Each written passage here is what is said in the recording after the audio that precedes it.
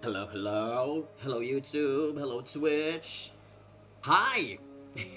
We are so back. Oh my gosh, oh my gosh, oh my gosh. So, before we start the game, I have a couple theories. Let me tell you. So, I actually went back and rewatched my stream from yesterday. Like, all the way from the beginning, before the diving session. And I've noticed a couple things, or one thing that was repeatedly said. And typically, when I make theories, I'm joking and exaggerating, but I remember making a theory like this yesterday, and I will say it again, and I have a reason to believe it this time. It's not a joke anymore. I think it might be actually happening. So the storyteller at the beginning, he kind of asks us to remember Yuza. He's like, "Oh, you're gonna be playing as Yuza," and he said something along the lines of, "If you forget everything else, don't forget that. Like, make sure to remember that you're playing as Yuza or whatever." And then there was like a moment with Azami on the boat after we went diving, where he was like, I think he was asking Yuza if he was okay or if he still feels like he's him or whatever. And then Yuza goes, "Oh yeah, I'm doing fine. I'm me, right?" So now I'm just thinking, well, because you guys are putting an emphasis to that, I think the Yuza that we're playing right now is not exactly the same person. Question mark? Again, all of these theories, I don't exactly need any explanations from anybody watching this in the future. I'll figure things out on my own. But this is more so just me thinking out loud, and I don't know what it is. I think that the user we're playing as right now is somebody who swapped with like another user before, like his own doppelganger, something similar to the one that we saw before we had a game over and the game began. Now there's two instances where that could have happened, the little swap. I think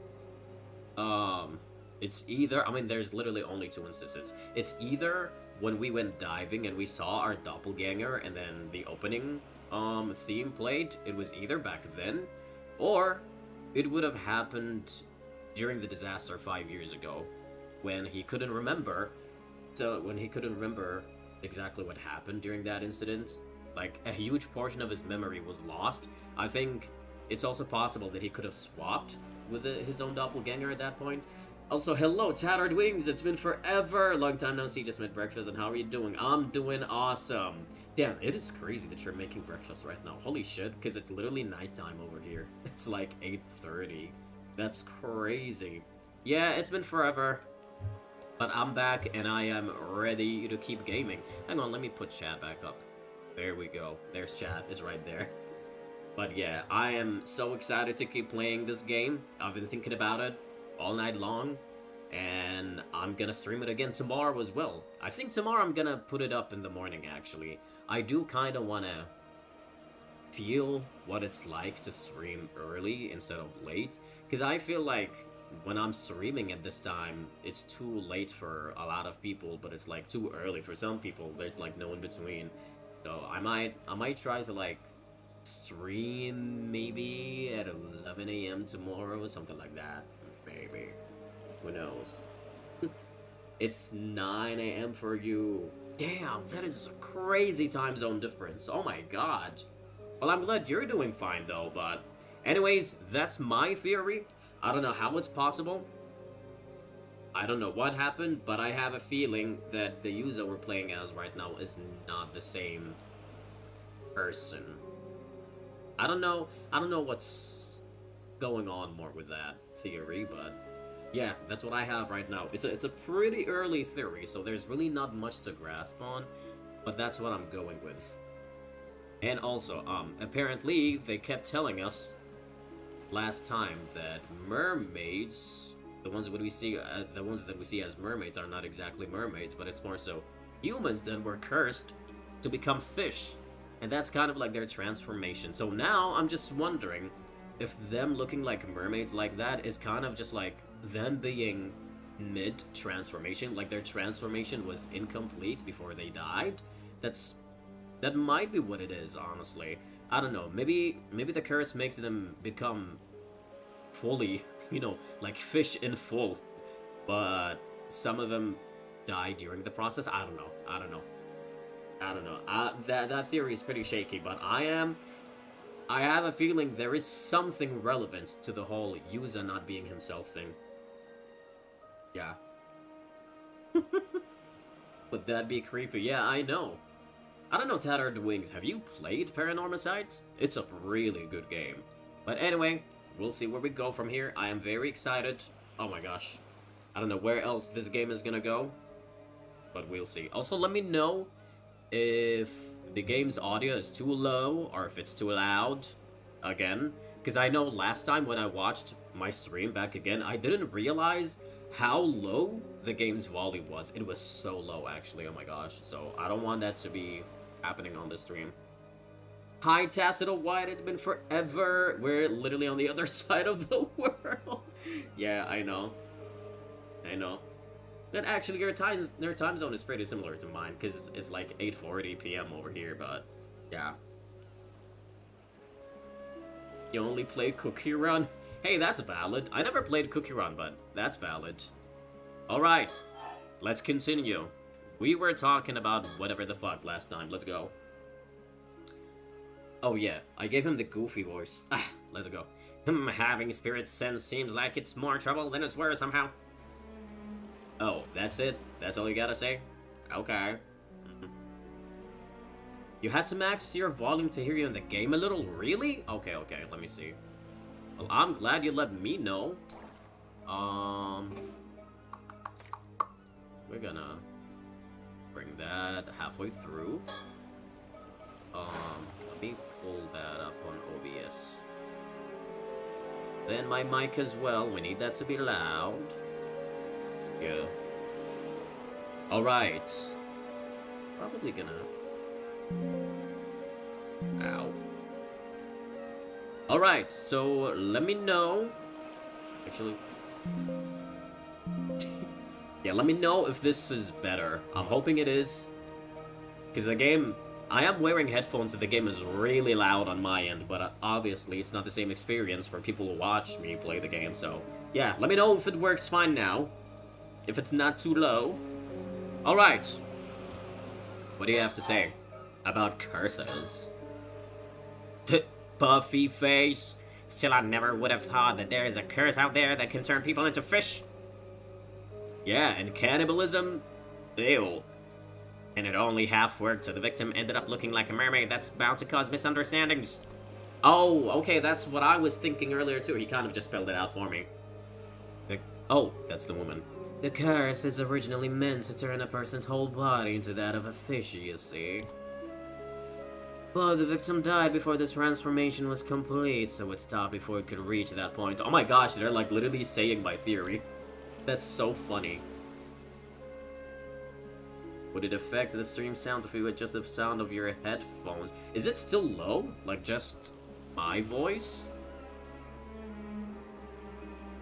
I wonder if... hang on. I could bring that up to the max. Let me see.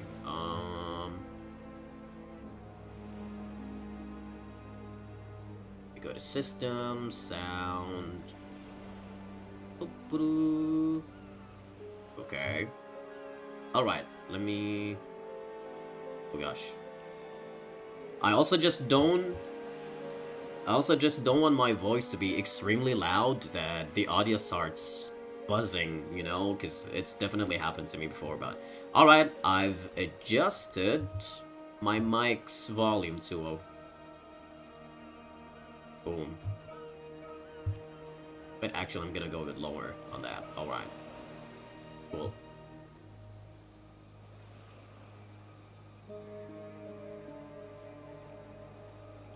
Oh! That's what you meant. No, I don't think so. It really wouldn't have. But I mean, I'm having fun on my end. I like the game being loud. I'm okay with it. Alright, so. let's continue. Also, we met Hot Guy. His last name is Kiryu, so automatically we love him. Did the victim get deep fried? Oh my gosh. Maybe. I don't know. We're trying to figure that out. The vast majority of the mermaids discovered over the years are either man-made fakes or victims of the same curse. I see. To be honest, part of me was kind of excited when I first saw what it looked like. I thought that it might mean there are really mermaids out there, you know? Exactly like the ones you hear about in stories. I'm afraid we can neither confirm nor deny things here. Oh, I get why you were asking about the corpse's identity now. It's because you realize they used to be human, right? That's right. Very recent. Oh, wait, that's the woman. Oops, my voice sounded extremely weird just now. What the hell?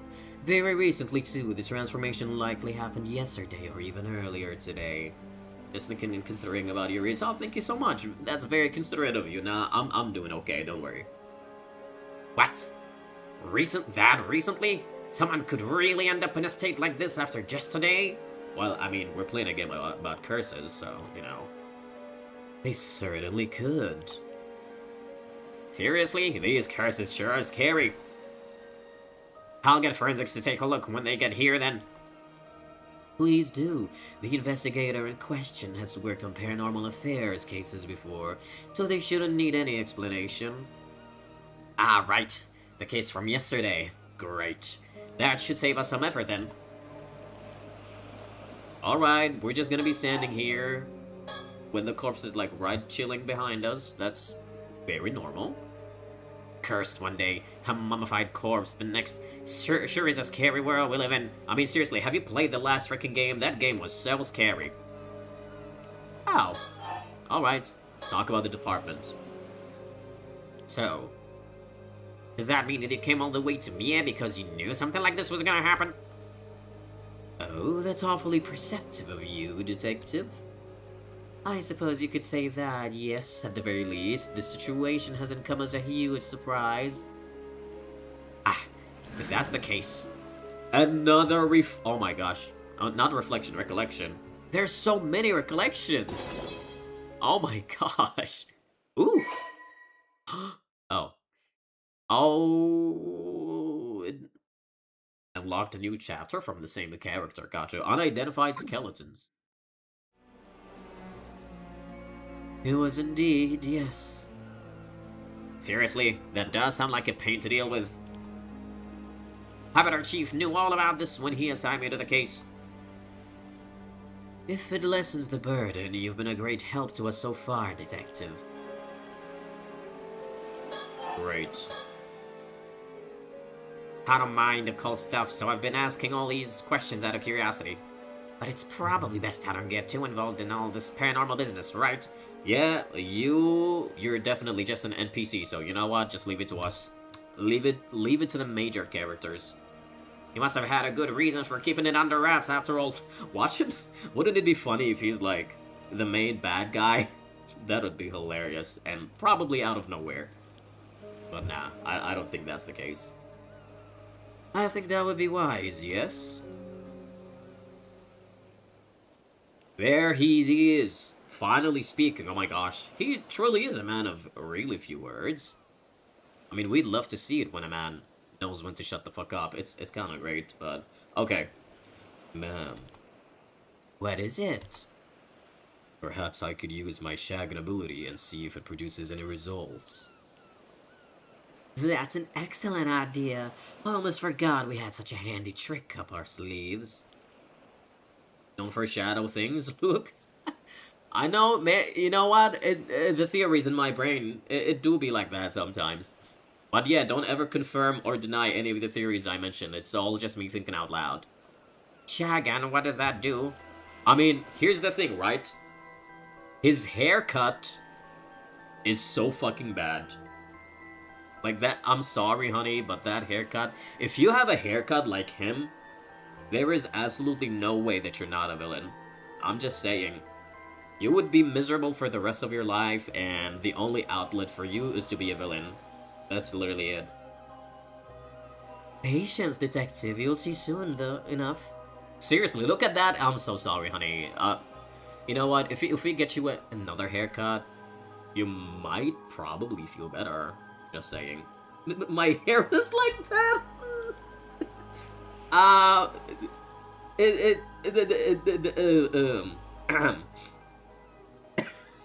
This is only applicable to fictional characters.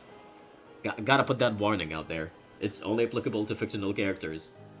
Or maybe you guys are also villains. Which is like, why not? Villains are great, unless your haircut looks like that, but yeah. Time to go bald? Oh my gosh. Being bald is not that bad. There, it's done. I say as I hold my glasses, looking extremely attractive. Oh, so it went well, did it? Well done, Sodo. What's all this about, then? Sodo can see the face of the disease from a piece of the remains. Oh. Oh, yeah, we read about that in the files yesterday. However small, he can then sketch their features based on what he saw. Ooh, we have an artist. Ah, so that's how you got a sketch of the victim in that other case. Hang on, let me close my room's door, actually. I don't want to be too loud and annoy my neighbors. Sorry, each other. You're not too tall. Love you, though. Love you. Okay, we're back. I was like, oh god, maybe I might be a little too loud, but here we are. Cannibally like that would be priceless if we could use it on the force, you know? Well, I hear it doesn't always work, so it's unfortunately not foolproof. So, what did our victim look like? You know what? That checks out. I'm not even surprised. Well, I say after I, like, gasped, but I'm not surprised. That checks out. That does check out. Oh no! Wait, so his mom is actually dead? Oh. Well, that's... okay. Neighbors in question, the cat. Yep. Exactly. About that, I think it might be faster to see for yourself. Now, Yuza's mama! She's dead! His face, it's Somikawa. Oh, she recognizes her. Well, I mean, the mom was kind of famous in this place, so, you know. Somikawa, you can't mean... God damn it. Ooh. Okay, well, I will say, I am invested in this, so I need to keep playing her chapters. Yumika Shiki arrives in Toba City, Mia Prefecture, to investigate the discovery of skeletal remains with her assistant, Sodo Kiryu, aka Hot Man. Ijika Town. Alright. Welcome, ma'am. I've been waiting for you. The site where the bones were found is a little ways offshore from this beach. You went ahead and started the investigation, I see. Thanks for that. Not at all. You clearing everything with local police meant all I had to do was arrive and inspect the remains myself. Is this like you trying to use your see ability whenever you hold your glasses like that? Maybe at this very moment he's talking to spirits, I don't know. To get straight to the point, there is no doubt. Signs of a curse are clearly evident. The skeletal remains are tied to a supernatural incident. Seems I was right to trust my intuition on this one. Alright then, let me hear the full report. These two are such divas, oh my god. She is such a badass. Like, it's like, you just watch her talk and you can feel the badass energy coming from her. You know what? We love divas in this house. We stand them. Ooh, okay. We're just gonna be staring at beautiful, beautiful man over here. Do we have any stickers in the back? Give me Mockingbird stickers. Surroundings. This is the town of Ijika in Toba City. The area is a historic place known for its ama divers. Oh, I know it well. It's also famous as the filming location of one of Japan's most well-known monster films. Monster films? I wouldn't know about that myself, ma'am, but you seem unusually well versed in that area. Those old tokusatsu films are the best. You should watch some for yourself, Soto. As you wish, I'll look into it. Ooh! We got files updated! Okay, that's new. Ijika Town is a fishing settlement located within Toba City, on the eastern tip of the Shima Peninsula. The area takes its name from Ijikajima, an island offshore of the region. It is said that the hollow in the center of the island was so reflective as to resemble a mirror, leading to Yamato Hime no Mikoto, given it its current name, which is written with the character's first tone and mirror. Oh, I love this soundtrack so much. It's so good. The Rias, maybe Rias, coastline is a particularly beautiful sight and is well known as a spot to watch the sun rise. It is also notable as the filming location of the first entry in one of Japan's most famous monster film series, and sees many visits from fans as a result. Here's Toba City. Wait, so Ijika... Oh. Okay, it's like right there. A city located on the northeastern tip of the Shima Peninsula, adjacent to Ise City and Shima City. Along with the city itself, it's an administrative area also encompasses I never know how to pronounce that word. 4 populated islands. The combined area of modern Toba City and Shima City was formerly known as Shima Province. But did I read that? I think I did, yeah. We just gotta read this one. I think I'm gonna skim through it when it comes to these files. Like, I'll read them in my head. Okay, Amadivers. Alright. Files updated. What else do we have? I need a Mockingbird sticker. You don't understand. It's important. Oh, I guess there's like literally nothing. Alright. No secret corpse? Gotcha. Let's think. Well, actually, I cannot wait for this to be story relevant, because I still have no idea what she's doing. I mean, it seems like she and Soda have like the same ability, or maybe something similar where they can see the dead or something. Like, both of their abilities has something to do with visions. Think about beautiful man. I'd already planned to come here to Toba Enemy Prefecture together with Soda on another case. But the news of skeletal remains being found in the area caught my eye, so I sent him ahead to investigate. As expected, it turned out to be the result. This game has a lot of typos, I will say, of a curse. Likely a troublesome one at that. Skeletal remains. Let's talk about it, handsome. To begin, shall we review the details of the case? Is that really necessary? Summarizing may help us notice something we missed. Not a day goes past that I don't admire your diligence, Soto. Well, I also admire him, although we admire two different things. My thanks, I'll strive to be brief. A few days ago, a fisherman off the coast here hauled up a long, rod-like object. It resembled a human bone. Oh! As I'm pretty sure, you know, we all, every once in a while, catch a human bone out in the sea, so... yeah. So he notified the police. That was about 10 days ago. So he fished it up completely by chance. Following that, the police conducted an underwater investigation of the surrounding area. They discovered multiple skeletal remains in a fissure beneath the rocks. What the hell? Oh. All the remains were already severely deteriorated, with each being several years to several decades. What? Oh, that's just lovely. As a result, forensics struggled to identify the victims. There was just too little to go on. Ah. Only fragments of the skulls remained, so facial reconstruction was apparently not possible. I'm wondering maybe if that means like the rest of their bodies became fish. Hardly surprising in such a state. Still, with your ability, we hardly need facial reconstruction, do we? Sorry, I had to blow my nose.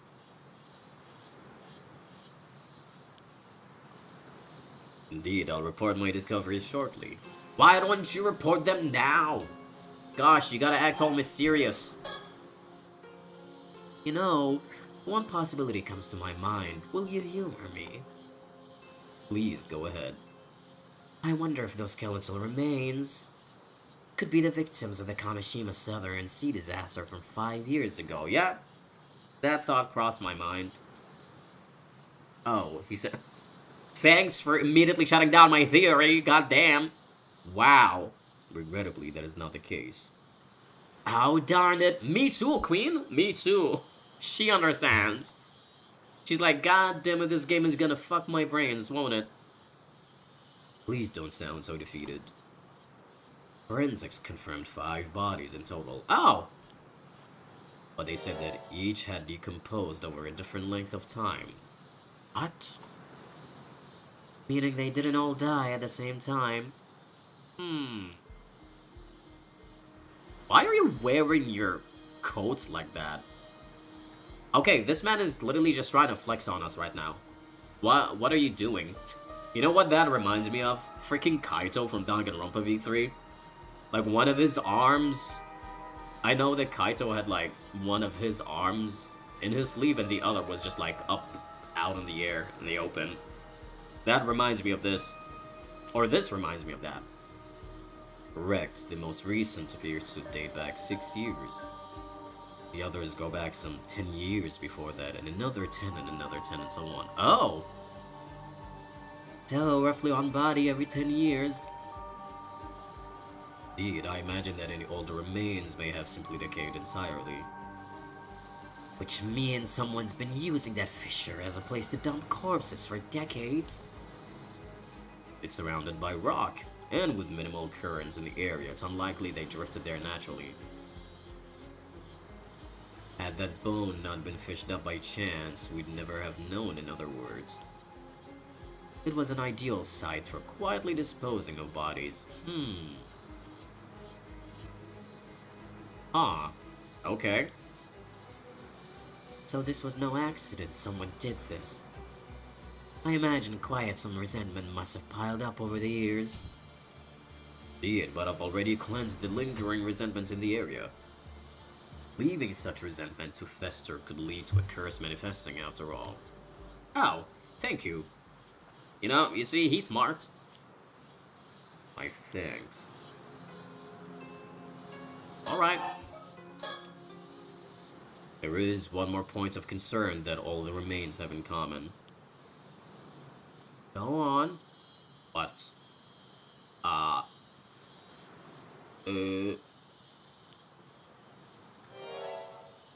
Each body bore a clean, precise cut, clearly severed. Oh. Cuts where, maybe? A severed head? I don't know. Severed? You're saying they were sliced straight through the bone? Exactly. Each was sliced down through the bone, all with a clean cut as smooth as the last. Oh. Forensics noted that reproducing such uniform cuts would be extremely difficult. Even with industrial equipment, such precision would have been unachievable decades ago. You know what? She and I are one. We love a diva. We love a diva. One possible explanation. That post gets me every time. Is that a master swordsman wielding a razor-sharp katana cleaved each of them in a single stroke. You know, the game wants me to think that this is not the case, but I'm gonna tell you right now there's gonna be an explanation where this bizarre explanation is gonna be story relevant. Well, that would certainly explain it. But warriors don't exactly run around with swords in this day and age. What the hell could have happened? Holy hell, what? Which brings us to the possibility of a curse, I suppose. Correct, if the cuts were made by supernatural means, the rules change. Maybe the ghost is a swordsman. Have you ever thought of that? And as it turns out, there were traces of a curse at each of the severed points. There were traces of a curse. Okay, but you gotta talk about what curse was traced. It was just a matter of time until we found one. Also, for the briefest moments, I glimpsed a curse echo that looked like a warrior in armor. Ah, a curse echo, huh? Ah, he's like, God damn it! Did you guys play the last game by any chance? Curse echo in armor. Can I see it? Ooh! See, I told you. The ghost is just a swordsman. Got him. Yes, judging from the crest on its armor and given our location, it appears to be a curse tied to the Heike. Right, the Heike.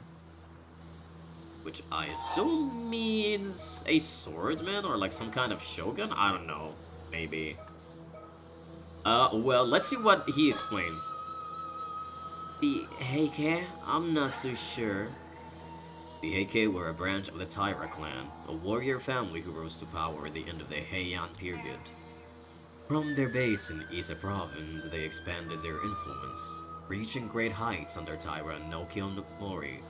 I love how the soundtrack changed to fit like the Heike theme. How did you know that? Bullshitting powers? I don't know. I just keep yapping until something is right, you know? That's fun. But in their pride, they were defeated by the Genji in what is now known as the Genpei War. Ah, yes, of course I knew that. Yeah, what you said, Sodo. I love her. I love her so much because she's literally like such a mood with everything that's happening. I feel like she reads my mind. I totally knew this history, because why would I not know what a Heike is? Of course, you know, it's common knowledge. The tale of the Heike preserved just how prosperous they were before they fell. Many who lived through the downfall carried deep regrets. Their resentment is especially persistent. Many traces remain even today, and they can be quite meddlesome. Indeed, you hear about it all over the place. I guess even by expert standards, it's quite the problem. Ah! We get to learn about Heike history. Okay, are you guys ready for some history lessons?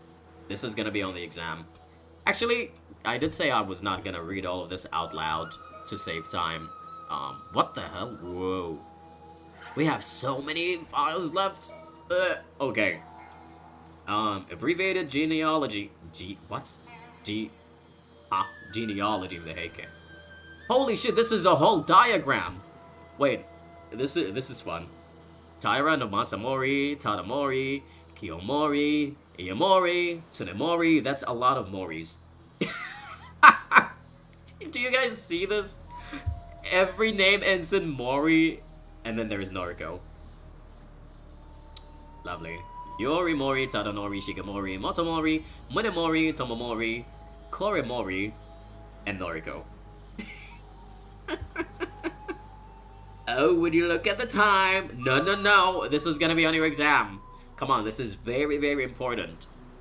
The Heike were part of the Ise Taira clan, which was itself an Ise-based branch. Oh my gosh, this is like, whoa. This is all honestly very interesting to me. But I'm not sure if I want to keep reading all of this out loud, so, you know. But I am reading it. I am. I want to be the 7th Mori. I know, right? There's just like something about the 7th Mori. But who would that be? 1, 2, 3, 4, 5, 6, 7. You know, Tadanori? I get that. Personally, though, I want to be Noriko. Because who would not want to be different? Yeah. I want to be Noriko. I want to be the person that breaks the name curse. I'm gonna call this the name curse of ending in Mori. We just want to be different. Yeah. Alright, Kanto region, Masakado's uprising in the year 935. Wow. Okay. Taira clans. I wonder if they're gonna explain why all the names like end in Mori. 1132. Tanomori-san. Daijo Daijin. Okay. His daughter Noriko. Ah, we love Noriko in this house. What a queen! Decided to break the name curse. Isn't she just awesome? Her son ascended to the throne, enabling the Heike to consolidate their monopoly on political authority. Okay, wealth stuff. Love that, love that. See, the perks of reading fast. We love that. Kilmori died of illness in March. Oh. Okay. 11,885, they were finally defeated in the Battle of Dan no Ura. No! But what about Noriko? My girl, the goat. Kusanagi no Tsurugi sword, one of the 3 imperial regalia of Japan. Okay. Ah, it was lost to the sea. Alright. The diving women encounter the Heike clan in the depths of the water. Oh, okay. Surviving members, now disgraced as fallen warriors. Ah, wait, scattered across the country and lived out their days in hiding. What I really love about Paranormasights is that the files, a lot of the files that you read, you would find a lot of clues that are really relevant to the story. It's not like they're just there. There is meaning behind them. What's more, the katana that Curse Echo carried. Blah! It is I believe it may have been the famed blade. Nukemaru! I will say, I literally almost read that as Nukemaru. That is hilarious. You know what? Just for the funs of it, I'm gonna call him Nukemaru. Because he quite literally is a nuke. Nukemaru, my man! We love a king. We love a king. Nukemaru. Yes, a blade passed down through the Heike, once wielded by Taira no Tadamori. I see, it would seem your love of swords has proved rather... Oh wait, no, he did mention before, actually, that he has an affinity for blades. Ah, he's so relatable in that. I'm gonna go off on a little tangent here. Probably off topic, but, I do also have a collection of blades. I have a thing for blades as well. They're like really good decorations. I have like 2 shelves of them and a stack of swords, which is great. We love that. Yeah, they're extremely fun. It's like it's a beautiful aesthetic. I don't know. Something about them is really great. Yeah, just make sure that when your friends come and visit you, if you do collect blades, just make sure when your friends come and visit you, they don't mess with them. Because friends can be idiots sometimes. Photo? I'll make sure to post photos on Discord at some point. Why not? I'll just have to remember. But I sure will. I'll do that. But yeah, there was like a time when I got really mad at my ex-boyfriend. This was like a couple years ago. I don't know what was going on in his mind. He was goofing around. He took like one of my knives, because I have like a bob dummy, because I do martial arts. I'm a martial artist, so I have one at home as well. Even though I rarely use it, because I typically just use the ones at the gym. But, I have had one for years, and he was goofing around, just, like, punching and kicking the dummy. My guy took one of my blades and stabbed the torso of my dummy. And I got so mad at it. Because I don't know what he thought. I'm like, oh, okay, sure, you know what? Yeah, the dummy is very cheap. It's not like I bought that for, like, $200 or something. Yeah, go ahead and stab it. God damn. And, you know, that little quote-unquote wound on my bob dummy is still there. The poor guy. There's still, like, that gaping hole on the dummy from the little incident. I will never forget that. So, yeah, long story short, whenever your partners or your friends come and visit you, if you ever decide to collect blades, do not let them goof around with them. Have them do it responsibly. They gotta be responsible. Otherwise, they're gonna let it go over their heads play around with it, and then somebody might get hurt, and you don't want that. So what you're saying is that these skeletal remains were cut and killed by the power of Tadamori's curse? I can't say it was Tadamori himself, but I am confident it was a curse from someone within the Heike. At the very least, it offers an explanation for those mysteriously perfect cuts. But why on earth would that relate to the mermaid curse, I wonder? But the body's being dumped every decade. Surely that can't be the curse too, can it? Luke is wearing a shirt that says, I'm surrounded with idiots. Exactly. I mean, I am an idiot too, I'm not gonna lie. But sometimes I feel like I'm babysitting people. Especially because my apartment is most of the time the designated hangout place. Because quite literally, all of my friends, they either live with their family or they're living with their partners. And then there's me, who's living alone with his cats. So yeah, my place is like the designated hangout place, so a lot of times they just come around, get drunk or whatever, and then I'm the only one who's sober because I don't drink. And it turns into a shit show, but it's so fun. Not a native English speaker. What does dummy mean, and why did they stop? Oh, no, it's a dummy. So you spell that, it's spelled D-U-M-M-Y. And here, let me show you actually. Let's take a little break here for an English lesson for you. You might have fun with this. What the hell am I doing? Let me show you. I'll show you the exact model that I have. So what a bob dummy is essentially like, think of it as a punching bag that martial artists use to practice like sparring or self-defense with. But here, let me show you. I'll show you real quick. Display capture, boom. We're in the Matrix. Here we go. So I have that one right there. Yeah. I remember, like, really, oh my gosh, I've had it for a long-ass time, and back then it was, like, on a discount, I remember. But yeah, that's the one. That's the model that I have. Yep. It's a Bob. It's Bob, and it stands for Body Opponent Bag. That's why they call it Bob. So that's a Bob dummy. So you learn something new every day. So, yeah, one day my ex-boyfriend was just, like, having fun, you know, sparring with it or whatever. It was funny. And then he just decided to grab one of my knives and literally stabbed him right here. Yeah, right there. I got so mad at it. I'm like, yeah, you know, do you see these prices, by the way? Like, why would I not be mad? It's expensive.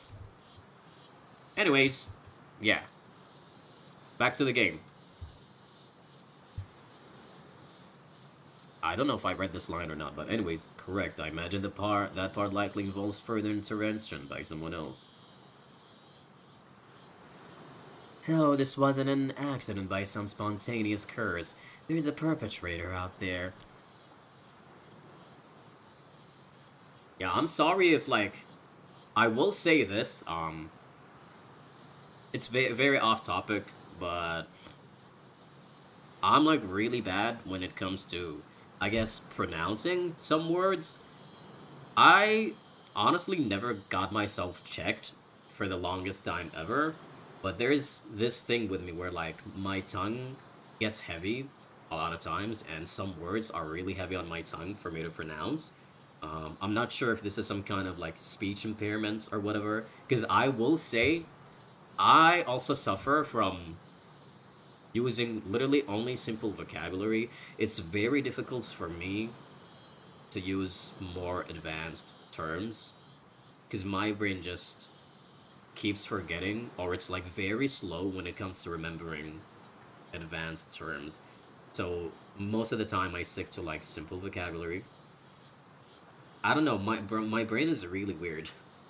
A lot of times I can't pronounce a whole bunch of words correctly. I don't know what's up, but there's also times when my brain is a little bit slow because I gotta sit down and think about the things that I have to say, and sometimes they don't come out correctly. I'm not sure what's up with that. It's like my brain has a delayed reaction, and sometimes I kind of get stuck when I want to say something, and my brain just doesn't know how to say it. Yeah, I don't know how to explain that, but it's just something that has to do with my way of speech. I understand you very well. You're speaking so easy to follow. I'm glad. I'm glad to hear that. I just also don't, because I know something goes on with like my way of speech. Yeah, I just hope that people understand me well, even though I don't speak, I guess in a fluid motion most of the time. But yeah, as long as people understand what I'm saying, we're good.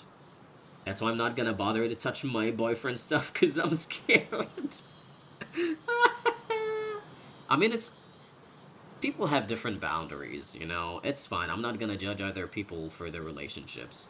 But to me, it's okay when you have a partner, for you guys to touch each other's stuff, as long as like you establish boundaries and what to cross, what not to cross. But even then, there's some things that you don't even have to say them, but it should be really obvious for you not to mess with them. Like a bob dummy, for example. Those things are expensive. And it's like that's my whole passion, that's my whole thing. I'm a martial artist. It's one of my biggest hobbies, if not my biggest hobby, to be honest. I've been doing taekwondo ever since middle school.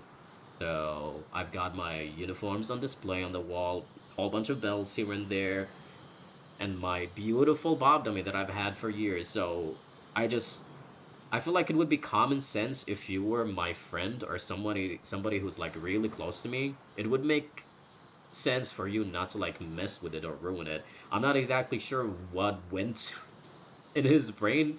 For some reason, why did he think it was okay to like grab one of my knives and stab right through it? Like, sure, okay. But you know what? That was years ago. I'm okay. It's been a while anyway, so it's just a funny story to me now. I don't say it as like me being salty anymore. None at all. I just think it's really funny. My theory is that someone is using a curse stone.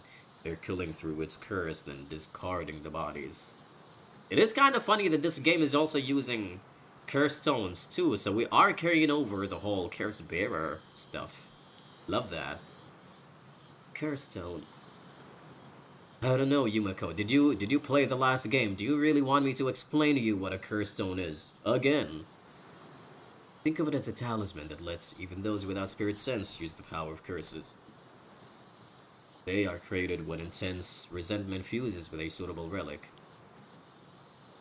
That sounds dangerously convenient. There were a few incidents involving cursed stones in Tokyo last year, actually. Didn't you hear? Ah! Ah! Is he gonna mention the last game? Oh, now that you mention it, that somewhat rings a bell. Oh my gosh, please, please, please. Curse zones, yes! Okay, a type of curse tools that allows people without any sense to wield curses. Alright. Many curse zones have conditions that must be fulfilled. Yep. Yep. We know that already from the last game. Such as when under the influence of the Feast of Shadows, a spell that heightens the potency of certain types of spiritual energy. Gotcha.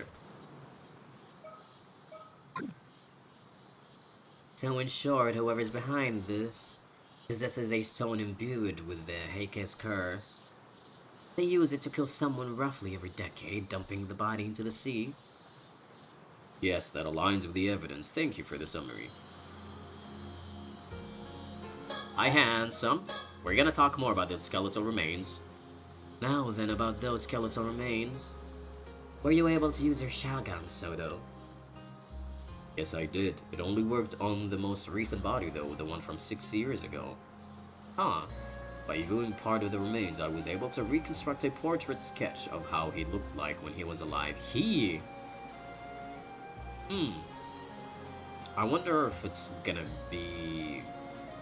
maybe Azami's dad? I don't know. He might be. Oh, okay. Here's a copy. I've already provided one to the police as well. Impressive. That ability of yours remains quite the asset. He's an artist. We love to see it. Not always. There are times when the vision just doesn't come through. It's far from infallible. Besides, there are those who could simply speak directly with the victim's spirit and ask who did it. Yeah, but they don't exist in this game, so don't worry. That'll be too much power, honey. Even so, none of these methods would hold up as admissible evidence in court.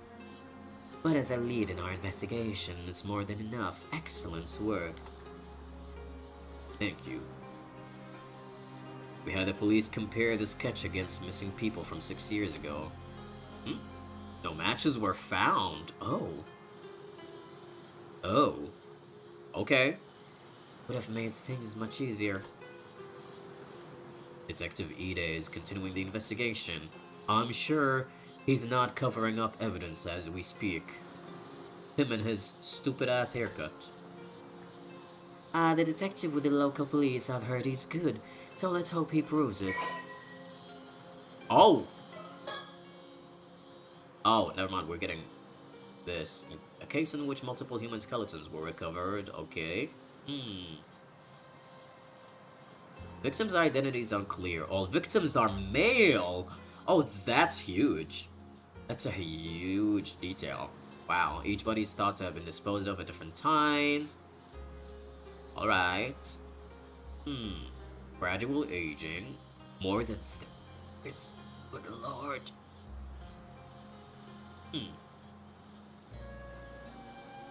Alright, so precise cut inflicted by a sharp blade. So they were literally only able to recover the heads.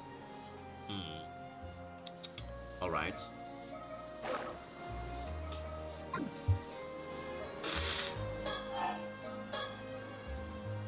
Say so, though, that sketch of yours. Maybe we should show it to some of the locals. Ah, good point. Someone might recognize them if they were around here 6 years ago. I am gonna hold this, but I'm not gonna smoke, because it makes me look cool. If we can identify the victim, it could help us trace the one who used the curse. I guess we can't just leave things be now that we know there's a curse involved. Honestly, I'd rather not deal with it. Okay, Queen. Haha, look at his face. There you go again. Are you sure that's something you should be saying out loud? Obviously not. I just want to get this over with and go home after all. Yes, yes, we all know how much you love your home. I love them. The characters in this game are already so much better than the last. So much better. You can see the sea from here all the way to Kamishima. Do you sense anything out there, Sodo? Yes, I do. She's so me for real. Oh my god. I know, right? She's such an icon. She, deadass, when I saw, like, the promotional arts, I did not even really care about her design that much. Like, I didn't even bat an eye. But now that I'm playing through this, I think she might be one of the best characters in the game. She's so funny when she's not even trying to be. What an icon. Adding more voice lines makes me laugh like he didn't say that. That's my thing, I love doing that. The waters south of Kamishima are saturated with the powerful presence of the curse with a curse of the raging waves. I can sense it even from this distance, that's how strong it is. Raging waves, bruh? Oh, is that so? Looking out to sea, I can't see a thing. I just hope this means we made it in time. I am summoning the power of, Ojiro. Yes. Because we gotta relate every game we play to Tribe 9, so, you know. Even during the disaster 5 years ago, the energy was never this overwhelming. What are you doing? The seal has broken, there's no doubt about it. Oh. I think the seal they're talking about is probably that big hole that we saw when we dove in the last stream. That has to be it. So it's already broken, that isn't good. The sea still seems clean, calm though. Look, that is not what I fucking said, okay? Read the goddamn text. Does the storm not break out immediately? He's aura farming, quite literally. Yes, something seems to be holding it back for now. Oh, so there's a silver lining at least. It seems stable for the moment. We probably have 2 or 3 days of safety. That's probably the length of the entire game. Then we've got a bit of breathing room. Perhaps there's still something we can do. Oh, oh, oh! Info. Curse of Raging Boner. I mean waves. A curse that causes an outbreak of turbulent waves and violent storms. Alright. Curse was born from the resentment of a former resident from Taishima, an island once located to the south. Where was that located? Oh, I thought they showed a map. Never mind. Kamishima South Sea disaster. Okay, so that actually kind of crossed my mind when they were talking about it just now. Person accused of bringing the curse was called the Raging Waves Curse Bearer. The Raging Boulder Curse Bearer! And was shunned by the island's inhabitants. Gotcha. Alright, info dumping, we love it. State of the sea. I hope we can do something about the curse of the raging waves while it's still being held. Yes, but despite all the efforts, we still haven't found a way to lift the curse. We might have quite a struggle ahead of us. That's really the heart of the problem, isn't it? And we have no idea where our ancestors' keepsake is either. I apologize on behalf of my family. He is so well-mannered. We love that. What a king. Oh. What do you mean? Ma'am? Behind you. He's just fucking with us, isn't he? He's messing with me. What? What's behind me? Oh, you're forcing me to look behind?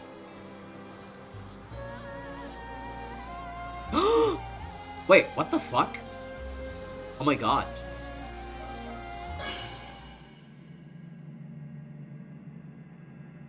That's Yuza's mom, and she's also in the portrait of the corpse that they found. Hello? Hi, Yuza's mom. You're not dead. We'd love to see that. Alright. Who's that? Just someone from town passing by? That's Yuza's mom. Don't you recognize her from the sketch? Come on. No, come back. Come back, Diva. We're not gonna hurt you, I promise. We're all good people. Ah, she bolted. Sono, after her. You go after her because I just can't run, you know? These legs of mine, they're very delicate. They're not up for running. What a queen. Go after her. I am here for emotional support. I love her so much. What an icon. Hey, stop. Let me go. I didn't do nothing wrong. Oh. Alright. Accent. We love a person with an accent. I've apprehended the suspects. Seriously, how do you not recognize that it's her? Good work. I guess it might be because they don't... Maybe they don't recognize her because, like, she's older now? I don't know. Sorry for the rough handling. Mind helping us out a bit? What were you doing here? Why did you run? What? Don't get smart with me. You're the suspicious ones, sneaking around and poking into things. You think folks won't be wary with shady types like you wandering around through town? I see. Sorry if we gave you a scare. She can't run because she's also wearing a kimono. Oh! You know what? You're right. You're right. Yeah, I'm just that uneducated. I legit didn't know that kimonos limit you so much when it comes to running, so that's my bad. We're with the police, nothing shady here. You're with the police, seriously? You heard about the skeletal remains found nearby, yes? That's what we're looking into. You don't look like police. Say, do you live around here? There's something I'd like you to take a quick look at. They're gonna show her the sketch. Oh. God damn it, you're not gonna show her the sketch of her face. That's lame. Lame. Do you recognize this face at all? We believe he may have been around here about 6 years ago. Huh? Nope, don't know him. I see. Then could you point us in the direction of someone who might know about people coming and going in town? No idea. Ask whoever you want. Can I go now? I've got nothing to do with this. Don't know a thing. Alright, sorry for holding you. Yeah, I don't know if she's wearing, like, a kimono or something. Oh, no, she is. I was referring to, like, her little red dress. But no, I can see, like, the kimono inside. It's, like, under it. What a peculiar woman. It was like her mind was somewhere else entirely. Well, either way, we should talk to more people in town. Agreed. Also, can you ask around and find out who that woman is? Of course.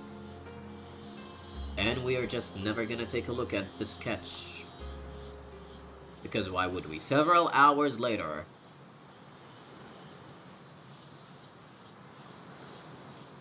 Ma'am, I've learned a few things. Excellent, let's hear it. Ooh, I can look at my surroundings again. The port and town center are down that way, so this area is technically the outskirts. It's a quiet town, so a stranger loitering here would definitely attract attention. Yeah, strangers like us. That's a good point. Is there a mockingbird? There! Ah, I got you now. Mockingbird number 13. Which one are you? What's your name? Tell me now. Maverick Manny. Alright. Love it. I love this song so much. Okay. I guess not much exploration. Let's look at Handsome Man. He didn't so much as flinch at the thought of tedious door-to-door investigation. Not to mention he's good at it. Having him here is a huge help. Yep. Put up to ask around town, but all the leads I found didn't actually lead anywhere. I'm just not cut out for this kind of legwork. I love her. About the portrait sketch. I showed this sketch of the victim to several townsfolk. However, it would seem that no one here recognized him at all. Unfortunate, I suppose chances are he wasn't from this area to begin with. Guess we'll have to place our hopes on Detective Ida then. Honey, I would not place my hopes on that guy. But that's just me, though. You don't suppose we might be working with a bad sketch here? You needn't worry about that. I'm confident in the likeness. Extra zoom. Look at my handsome face. It should be a near perfect match. Do not doubt my art skills. You're right, I'm sure it's close. Sorry for doubting you. Aw. About the woman. I asked around town about the woman we encountered earlier. Apparently, she isn't originally from this town. Oh, is that so? Indeed. Apparently, she wandered into town about 5 years ago. Oh, she wandered into town about 5 years ago. Wait. Where are they right now? They're in the same island that Yuza lives in. So...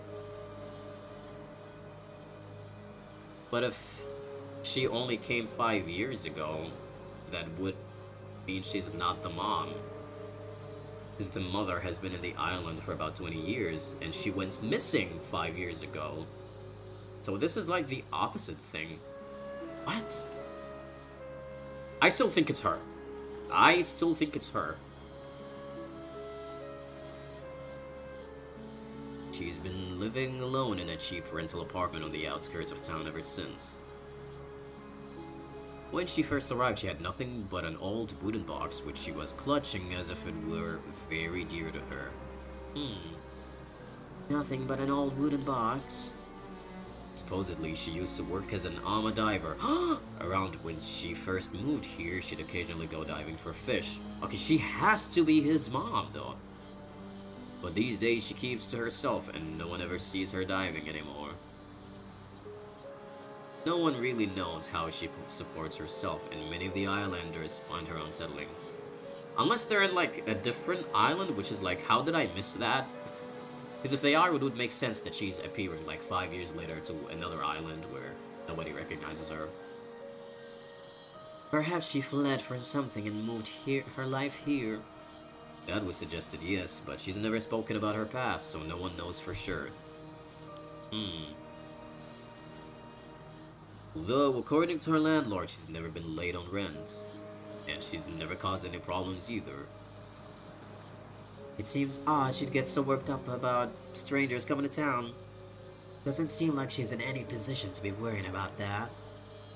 You think she might be hiding something? Oh, I think she's hiding a lot of things. It's possible her attitude changed the moment we said we were with the police. Perhaps she was keeping watch over the coast where the bodies were dumped, waiting to see if someone showed up. Right, I mean, the most recent body is from 6 years ago, and she arrived in town 5 years back.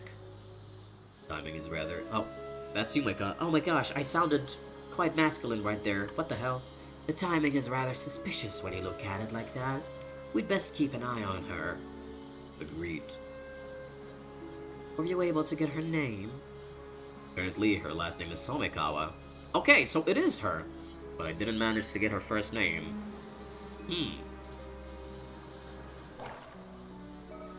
We're gonna figure this out right now. Yuza. Your mom's name? Fuck, they don't mention it here. Ooh. Yeah. They don't mention it.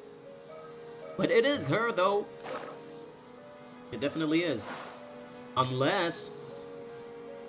If... Oh gosh, oh gosh. No, never mind. That theory sounds dumb. We're gonna keep it until, like, it sounds more solid later. Tomikawa? Why does that name sound so familiar? Because I was thinking it might be the same case as Yuza, where, she's kind of like her doppelganger, maybe. Like she swapped places with the other Samikawa from 5 years ago. I think so, but I can't quite remember where. But I'm a woman who cast off her past long ago. I guess I shouldn't let it bother me. Oh! Oh my gosh, we're getting Yumiko lore. Not this again. Water break.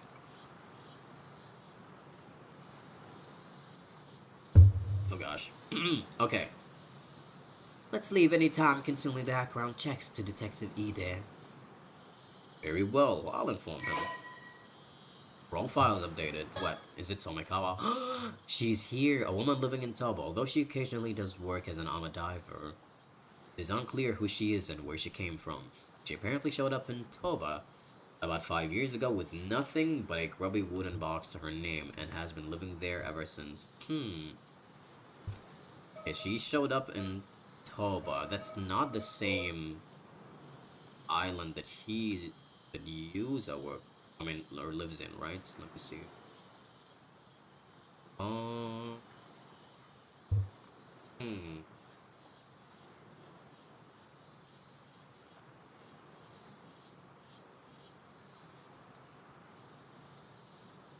Okay. I know it's in the profiles somewhere. No, go back. Not profiles, oh my god. I mean files.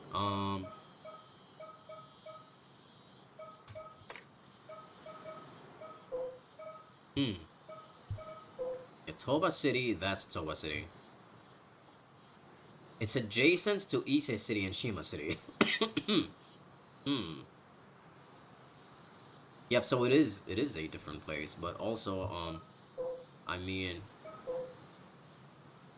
they're still, like, close to each other. So if she was, like, in a city that's right next to Ise City, there's no way Yuza or anybody else that knows him wouldn't have heard about her or whatever. I don't know. We'll find out. We'll find out.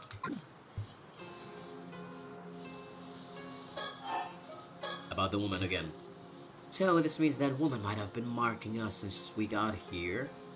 It's possible I apologize for not noticing sooner. In a moment's lapse can expose one to a curse. I was careless, but I won't let it happen again. You can be cursed that easily? That's terrifying. What a world we live in. Oh, honey, you have not checked the last game. Yeah. That was definitely a game. That concludes all the information I gathered from my inquiries. That helps a lot, thanks. Shall I summarize our next steps? Please do. Yes, I suppose we need to do something about all this. Let's see. About the unidentified skeletons. Regarding the unidentified skeletons. Until we can identify the victim from the sketch, we have no other leads to move forward. I believe this is best left in Detective Ida's hands. Honey, that guy is so sus, actually. Wait a minute. Where is he? I swear to God, there's gonna be something sus in the description. It's all that haircut. That haircut?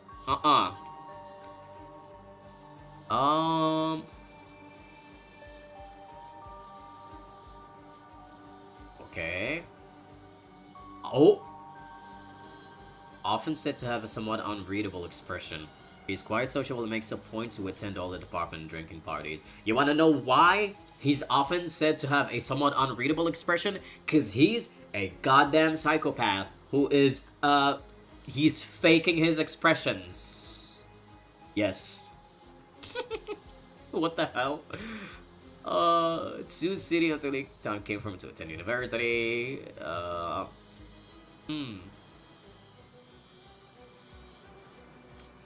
Alright.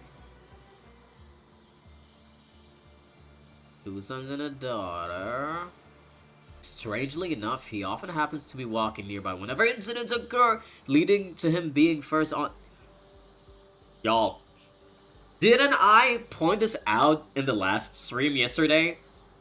And I think I was joking about it, but I was like, okay, they're making this sound funny, but it's actually gonna be so irrelevant. I am telling you guys, his freaking haircut is relevant to the story. He's a villain. His haircut, it's all a damn haircut. I'm telling you, he's an antagonist. Look at this, look at this.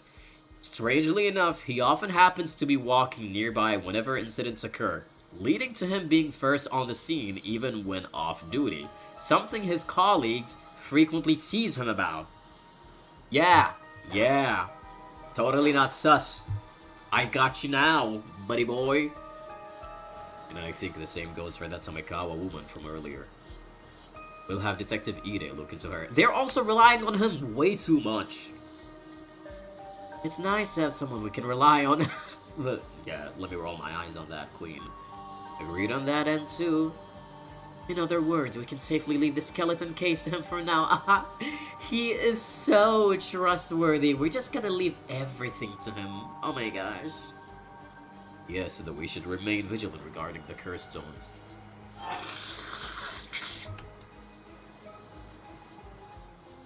Bro is like secretly dumping the bodies, I swear. About the curse of the raging boner. Waves. Regarding our main objective, or the so-called curse of the raging waves. Without knowing how to lift it, there is not much we can do right now.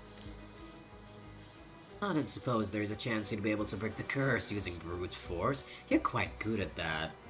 I bet he is. Certainly an option if worst comes to worst, but I can't say I have high hopes it would work. I guess it would be more realistic to try to find some clues about the whereabouts of your ancestors' keepsake instead. Indeed, it is said that item may hold a key to lifting the curse of the raging waves. But even the location of the map pointing to that keepsake has unfortunately been lost to time. Oh. Literally, why is everything lost? I love this expression of him so much, it's so goofy. Oh, the map was said to be hidden inside a model of a mermaid mummy. Oh! One rumor says it was sold overseas during the Edo period. Huh. Oh. That doesn't sound promising. If we can't find it, I guess we're back to trying to break the curse with brute force. How would you even do that? But to even consider that route, we need much more intel from the island. Which is why we need to head to Kamishima, and at the very least advise the locals to evacuate. Yes, hopefully someone of influence there will believe us about the curse of the raging waves. Something wrong?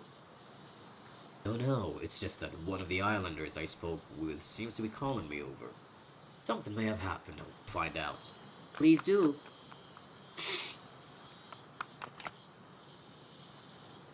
Ma'am. What was it? The person who called me over shared a new piece of information. They were told to keep it secret, but opened up since we're with the police. Go on. Earlier this morning, down by the shore, they apparently found something that resembled a corpse of a mermaid. Oh, wait! So, this happened before the scene we saw earlier when they actually saw the corpse. Okay, that has to be why when we found that woman, they didn't like show her the sketch of literally her face on it. It has to be because this occurred beforehand. Gotcha. That makes sense. That checks out. I mean, the game did tell us before that the events of this game, they don't really happen in chronological order. Oh shit, maybe I should think along that route. Because that has to play a big role in the story's structure. The fact that it's not in chronological order. Alright. That same person reported it to a local authority and was immediately ordered to tell no one, not even the police. Ugh. You're kidding me. That local authority then contacted an unknown individual. Soon after, someone came and secretly retrieved the mermaid corpse. It couldn't be more suspicious, could it? Exactly. They were uneasy about the whole thing, which is why they confided in me. What shall we do? Investigate. Did they describe what the mermaid looked like? Yes, they said from the head to the shoulders it was human, but below that entirely fish. So it was not the classic mermaid from fairy tales, it would seem. Only the head was human? They also said it was completely dried out, almost mummified. The face was unrecognizable.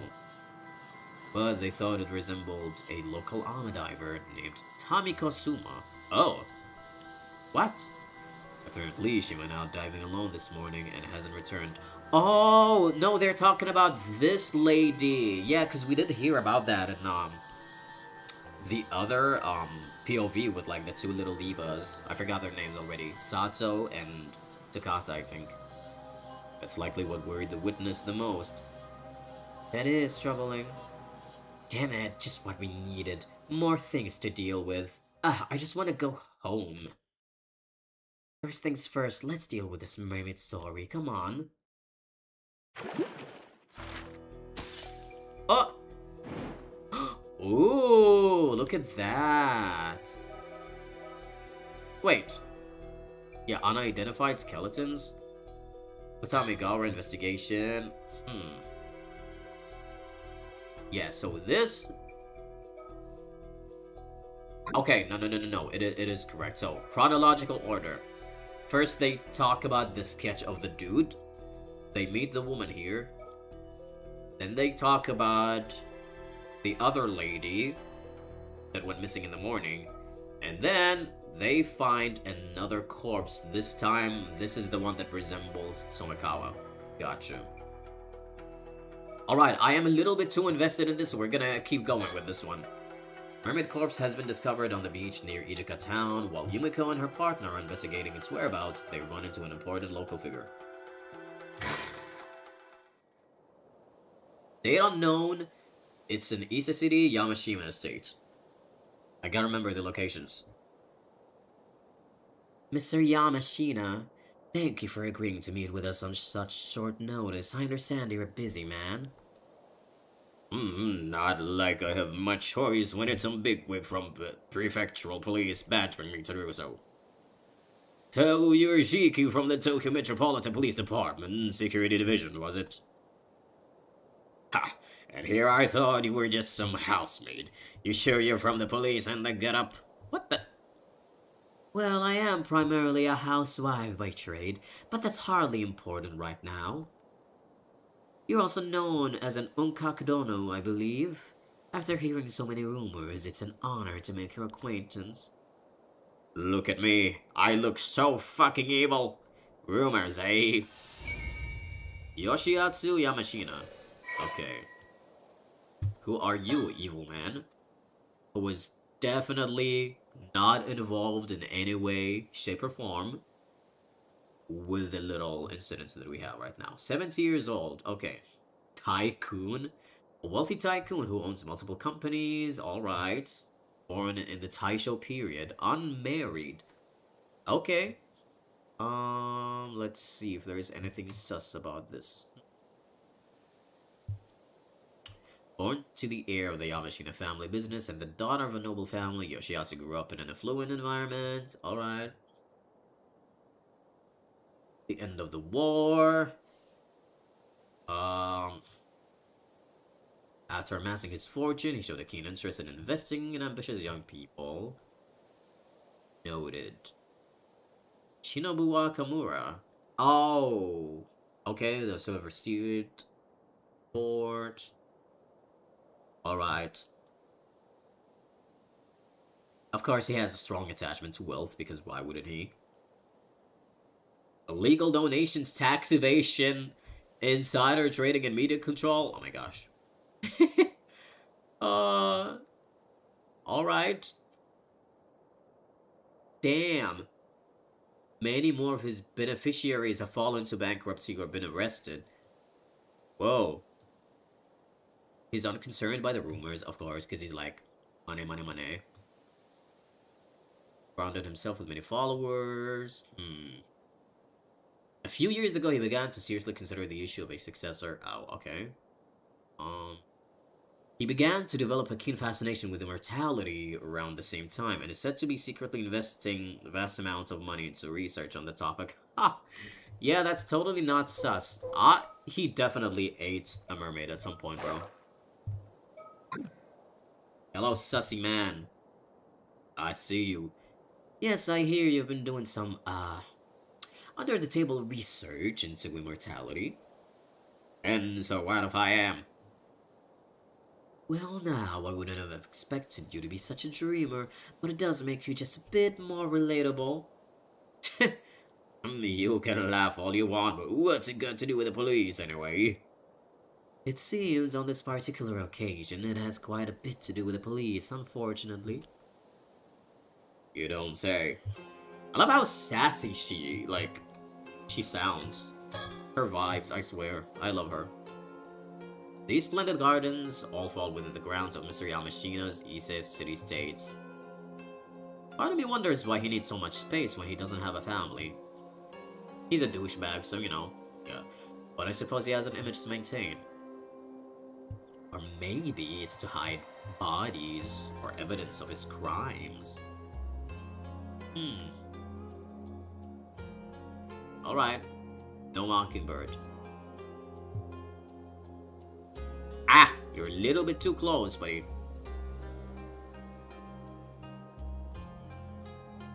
Hey. We're gonna think. Eating a mermaid is eating fish. You see, yesterday I was wondering if it's half cannibalism, half normal. I guess. After looking into the corpse of the mermaid found earlier this morning, it seems highly likely that it was taken into the custody of Mr. Yamashina here. He's quite the big shot around here, with plenty of weight to throw around, both politically and financially. Of course, all the local police know of him, and of his moniker, Unkakudono. We had to get one of the higher-ups to act as an intermediary to even get a meeting with him. Personally, I'm happy as long as we can get the mermaid corpse back from him.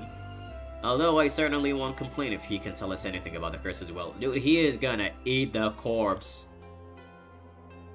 Or maybe that's what they mean by, like, eating a mermaid for, like, quote-unquote immortality or eternal youth. Maybe they just have to drain every single flesh from the body, I don't know. I hear you, Mr. Soto.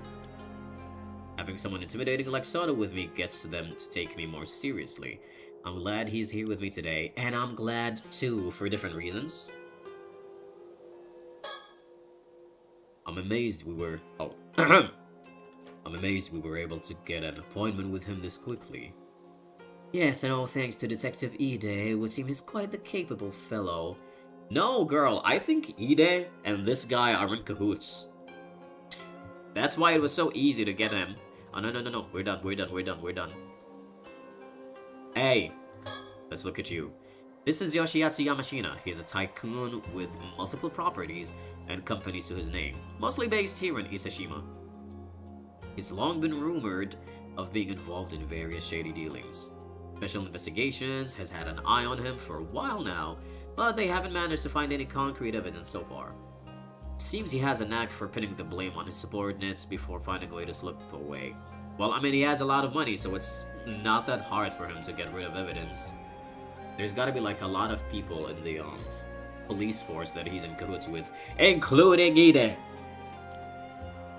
Needless to say, he and the police are quite familiar with each other by this point. Oh. Though I don't doubt he has local police chiefs and politicians under his thumb behind the scenes. Yep. There's no need for me to get involved in all that. I'll be satisfied as long as I get the information we need from him. I'll get straight to the point. I believe you took a mermaid corpse into your possession this morning. He just, like, casually snatches a mermaid corpse. What? That corpse is linked to an ongoing case. We came here to ask you to release it into police custody. Hang on real quick. I think I'm gonna, like, maybe just lower the music.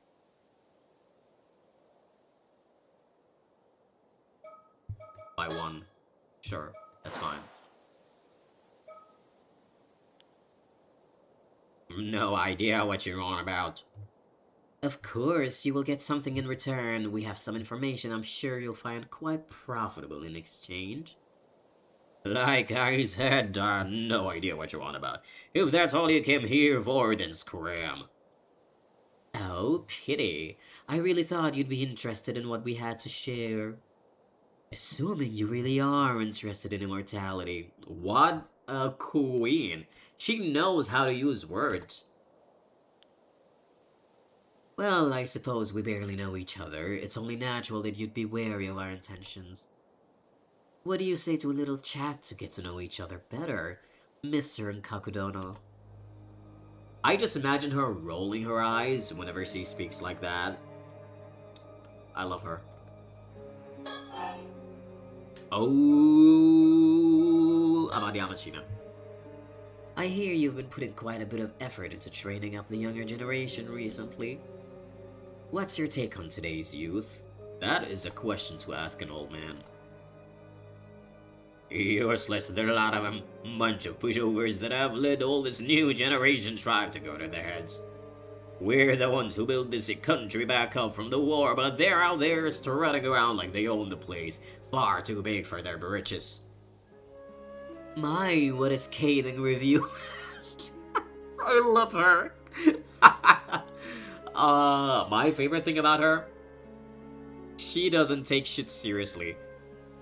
Whenever people are being assholes, she's just like, yeah, that's just a normal occurrence, you know? Okay, would our resident member of the newer generation like to comment at all? Please don't call me that. I hear you've been searching for a successor, though. Given your strong opinions on the matter, I take it that you're struggling. Though I can see why that could lead to a desire for immortality. Bro. She just called him old. She just said, you're wrinkly as fuck.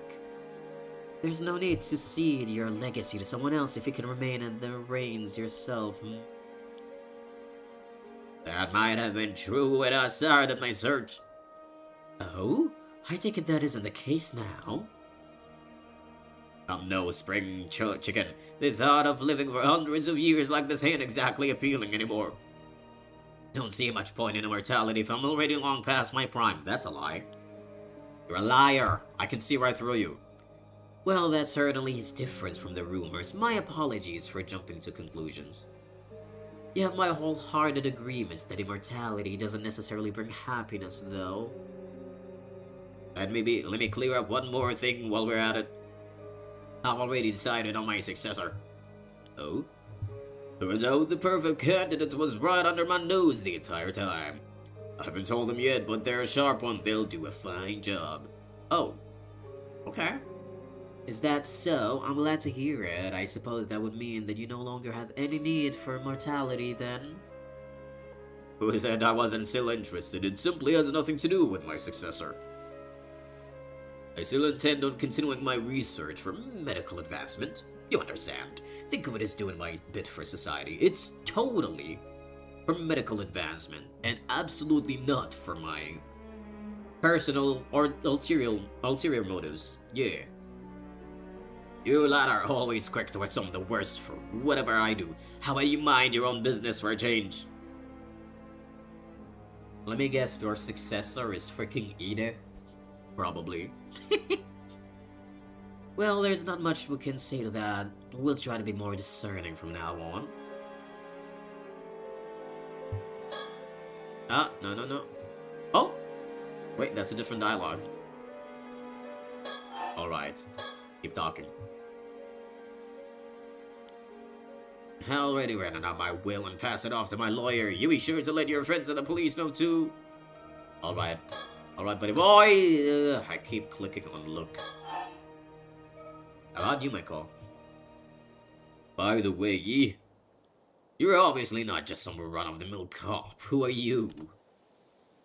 Why, I believe I mentioned it when I introduced myself. I'm just a simple housewife. Just look at me. Aren't I too gorgeous to do some dirty work? You know, I cannot do that. I'm very delicate. Can't do anything dangerous. A likely tale. Plus, that fellow next to you's also got a strange air about him. He's no ordinary person, is he? My, how observant of you. I suppose you could say that, yes? Doesn't take a genius to see it. One of them phony psychic types, are you? Hey! Do not call my man phony. That's rude. Phony? Yeah, hit a nerve, did I? There are far too many of your kind around lately. Cozying up to those in power by feeding them a bunch of nonsense. Liars and cheaters, all of you. Seem to have quite the chip on your shoulder about this, Mr. Yamashina. I know if it's because of this occult craze going around. I'm like yawning a lot. But I've seen far too many folks get taken in by that tribe. Okay, but it's crazy. No, occult craze. Spiritual phenomena. Okay. Oh god.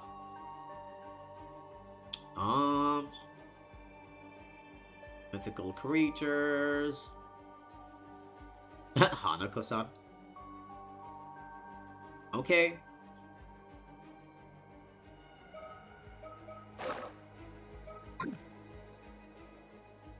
That Wakamura over in Kamishima is one of them. Talk about a waste of potential. Wakamura? Oh. Can't say I care much about who you are anymore. You going around with some phony psychic tells me all I need to know. What an asshole. How dare you. Todo, calm down. He can think what he wants. I love her. She is so unbothered by quite literally everything.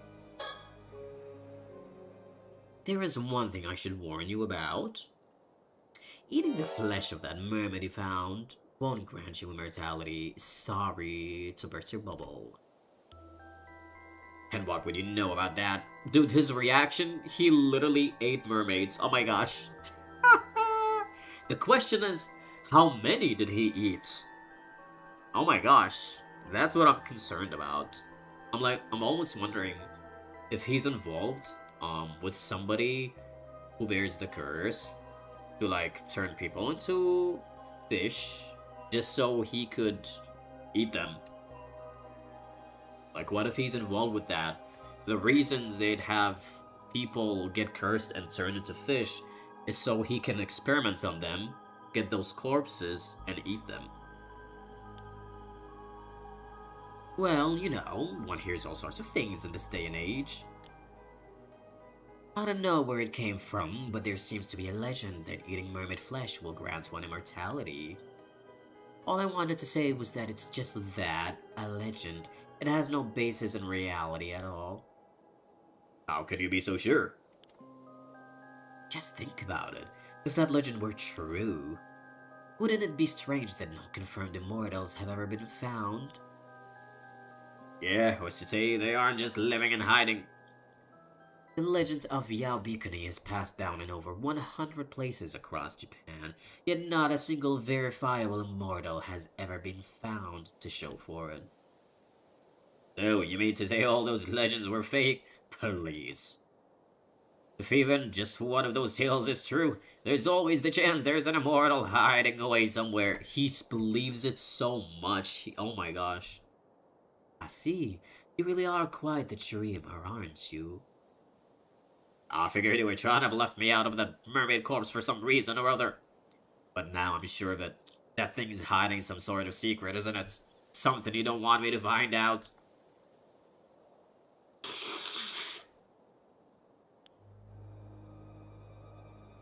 I mean, yes. So you admit you have the mermaid corpse then? Oh, don't worry. We assumed as much from the start. If I'm not mistaken, that mermaid was in a sort of mummified state, no? I doubt you'll be eating it as it is. Surely there's no harm in handing it over. Yeah, so you can hog it for yourself. You won't fool me that easily. You don't think that a rare special specimen like that ought to be placed in the care of a proper research institute? I'm saying I'll get a specialist research institute to study it. Problem solved. Yeah, I suppose so. Look at this totally normal man who has never done anything wrong in his life. I'll make sure that mermaid gets studied properly, don't you worry about that. And by studied properly, I mean eat her bones. What a freak. He's such a freak. Oh my gosh, we have to kill him. We have to kill this man. There's gotta be a way in the game where he dies. And when that day comes, I will be the happiest man alive. I'll make sure. Oh. Never mind. No, not again. Go back. Interesting. It's not completely checked off though. Oh well. By the way, you're quite well connected around these parts if I'm not mistaken. This doesn't have anything to do with what you came here to talk about. But I was wondering if you happen to recognize the person in the sketch. It seems he lived in the Isashima around 6 years ago. Nope, never seen him. I assume you've heard the news about the old human bones found on the seabed. This is a sketch of one of the victims from that case. You sure you have no idea who it could be? Huh, first I've heard of it actually. Got no interest in things that have nothing to do with me. Yeah, sure, you tell yourself that, buddy boy. Alright, Wakamura. Who might this Wakamura be? Wakamura, he's one of my proteges. He's the one currently in charge over in Kamishima. Used to have high hopes for that one, but that changed when he came under the thrall of some phony sorcerer in Tokyo. Oh, they spoke about the sorcerer before. Hang on, Wakamura is this guy who looks fucking evil. And he is evil. And his son probably also is. A phony sorcerer? You heard right. Since then, there's been no end of his nonsense. Buying properties out in the mountains, changing company names, all because of something the sorcerer whispered in his ear. He even told me the layout of my house was unlucky and tried to get me to renovate the place. Just recently he was going on about some curse causing a big storm, that sort of rubbish. Oh. Storm caused by a curse, you say? He even said the storm 5 years ago was caused by the same curse. He's been trying to wheedle me into helping him find some way to stop it. But I'm done with him and his ramblings. Man's clearly lost cause. He'll be coming over here tomorrow morning, but I'm thinking it's time to have someone else take the reins over in Kamishima. I see. So even though you believe in immortality, you refuse to associate with anything that has to do with the occult. And you do? I figured someone claiming to be a cop would have more sense than that. How are you meant to solve crimes if criminals can just pull out curses left and right? Ah, the younglings these days. You won't find me disagreeing there. So, what exactly has this Wakamura been saying about this curse? Hell if I remember. Why don't you go to Kamishima and ask the man yourself? Please, let's do that. I gotta see this man for myself. Alright. More. Is there anything you can tell us about the phony sorcerer this Wakamura is so devoted to? Wakamura went on about how there's some big shot who appeared on television. I never heard of him. As I said, just ask him yourself. Okay. So we'll talk about mermaids again. How about this then? If you agree to give up the mermaid, we'll tell you what we know in return. For someone who doesn't seem to believe in the occult, you seem awfully fixated on this mermaid and immortality. Which suggests to me you found something you consider quite conclusive. Bah, what are you on about now? Well, I happen to know a bit more about mermaids than most people. Are you sure? It's fine. I had the opportunity to do some research into them a while back, you see. Don't say, and? Well, mermaids do indeed have the ability to grant human immortality. Is she bluffing? I knew it. More precisely, individuals granted immortality in this way are known as 800-year immortals. Oh my god, she's gotta be bluffing. That's right. As the name suggests, they gain 800 years of remaining life. That is a really long time. Honey, I do not want to live that long. I'm sorry. What? During this time, they won't age a day, and even if they die, they'll resurrect immediately. Sounds like a real blessing. No, I'm afraid it's anything but. One who defies the very laws of nature like that is no longer human. They're an anomalous being that should not be allowed to exist. As such, our position requires that any such individuals we find are dealt with as swiftly as possible. The fuck do you do? Just like chop their heads off? Indeed, this immortality was originally a curse mermaids placed upon humans. A curse? Immortality is neither a blessing nor salvation for the living. It's a curse that robs them of the ability to die. None of those who have become 800-year immortals have found happiness. Not one. I'm barely managing to stand 21, I know, right? What a long-ass time to live, man. That sounds miserable. It renders living among other humans impossible, and makes them an outcast from society. Oh, of course, there are a few years at first when life will be tolerable. But after that, every meeting ends in parting. You outlive whomever you love, or are loved by. Even if you find acceptance, it will only be for a time. Will always be shunned eventually. You will experience this over and over for 800 years. 800 years unable to die, with loneliness as your constant companion. She's really going into detail to like try to emotionally manipulate this guy. And I love that. I love that. This is why many see no other recourse than a life of monastic seclusion, such as Yao Bikuni did. I suppose that makes sense. Till there'll always be those who seek immortality, always have, always will be. Like me! You think so? I, for one, struggle to see the appeal. In any case, there are also certain conditions that must be met for this curse of immortality to be effective. Eating mermaid's flesh alone isn't enough to make you an 800-year immortal.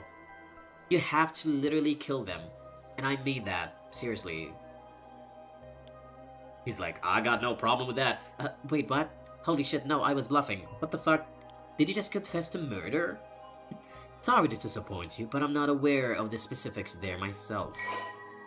Oh. More stuff. Okay.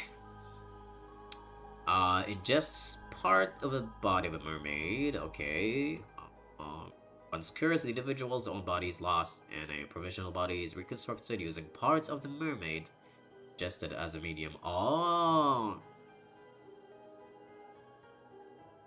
Wait, their soul is then transferred to this provisional body, which they're also able to control as if it were their own, with their consciousness presiding over both their soul and body from the head. As such, they could already be considered to be more spirits in nature than human. Ah. If the individual is fatally wounded or contracts an illness that results in their death, their body will instantly be restored to its default state, allowing them to revive. In the event they lose any body parts, their hearts will treat the largest remaining part of them. Okay. This occurs even in the event that the lost body part is the head. Oh, wait. These individuals heal from non-fatal wounds and only slightly faster. Huh.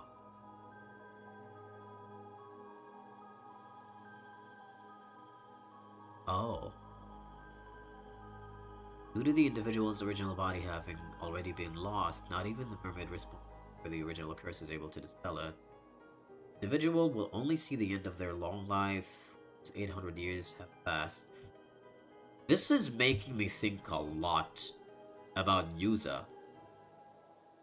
Wait, where is it again? This right here.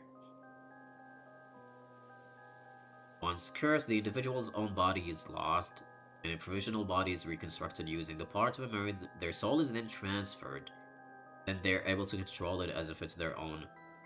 So this is really making me think, Yuza definitely has gone through this at some point, I feel like.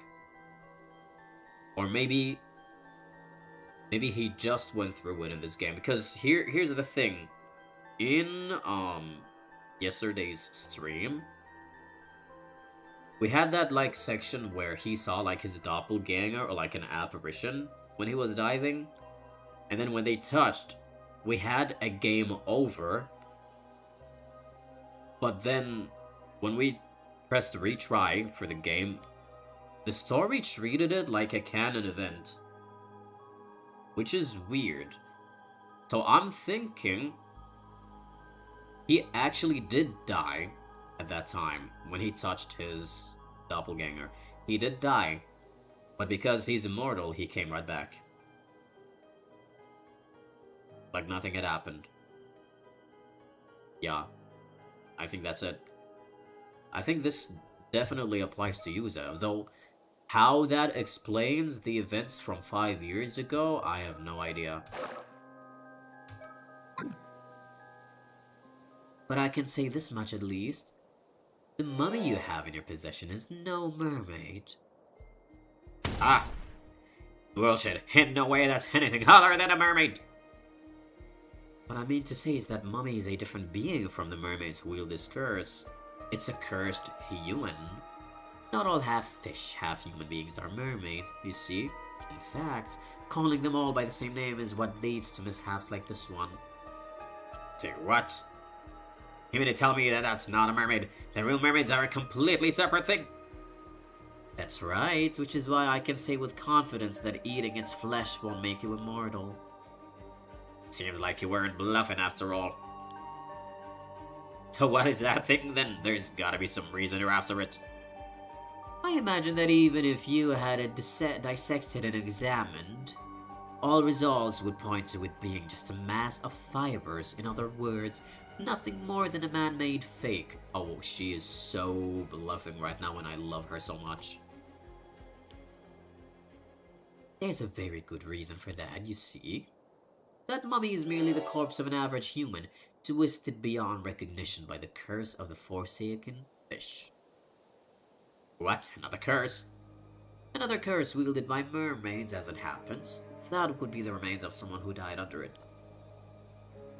It also happens to be the same curse responsible for the mermaids found every few hundred years or so across the country. You see now why we'd rather you handed the mermaid over to us. The poor soul deserves a proper burial, same as anyone else. Surely even you're not so hard-hearted as to deny them that? What a queen. She's literally the biggest diva of this game. Curses this, curses that. It's all a bunch of hokum if you ask me. That said, the report I got from the Research Institute earlier and it said exactly the same thing. Oh my, I take it you already had the mermaid dissected then. They said it was likely a fake, but asked if I wanted them to keep going anyway. Told them to keep at it, but It should be clear now that you have nothing to gain from researching that corpse, least of all information on immortality. Won't you consider handing it over? Of course, we could always take you in on charges of abandonment and desecration of a corpse. Side eyes? I love her. Alright, have it your way. I'm so glad you've come around. Thank you for your cooperation. Did I mention I love this woman? I'll give you the damn mermaid, but in exchange I want you to tell me one thing. What is it? You say there are real mermaids out there. Where are these real mermaids hiding then? Dude, how the fuck should I know? Do I look like I know? Yes, you do. You know what? God damn it. I suppose you could call it the Eternal World. The Eternal World? Ooh. Yes, mermaids are not creatures of this world, you see. Their original home is Ryugu, the domain of the sea god. Ryugu, and how do you get there? I'm sorry to say that Ryugu's doors are only open to the dead. Going there is impossible for living humans. What the hell kind of rabbit hole are we getting into right now? You can claim anything with a fairy tale like that. It all sounds like hokum. That said, the entrance to Ryugu is said to lie somewhere in the Ise Sea. Oh, okay. So this is that big hole that we saw in the beginning of the game. The place where Yuza died, quote-unquote died. There have been numerous sightings of mermaids crossing over to this world in the area's long history. Which is why Ise Bay has its share of mermaid legends too.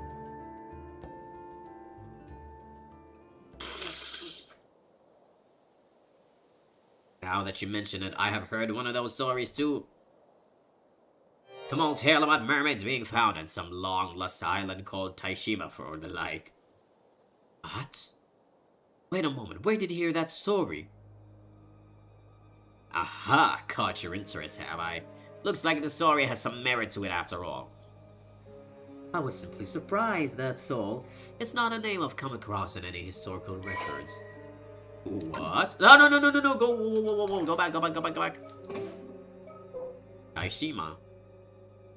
An island... as it has long since vanished. Wait, oh.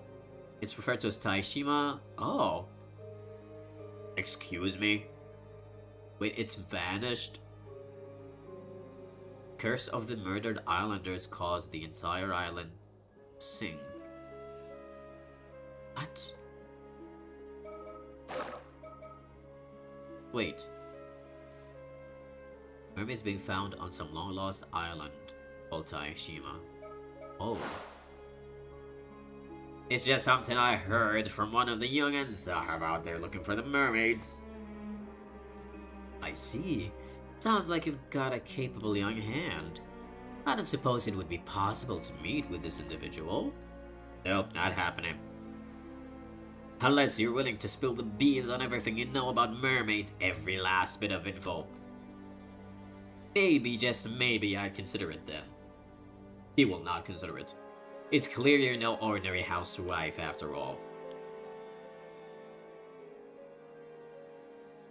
Not interested? Then this meeting is over. I'll hand the corpse over to the police as promised. But don't think I've given up on mermaids or immortality. If they really exist, I'll find them and make them mine. Bleh, bleh. I can imagine him trying to laugh, but he can't because he keeps coughing. Alright, creepo. What a freaking freakazoid. Glad that that's over. That man was creepy as hell.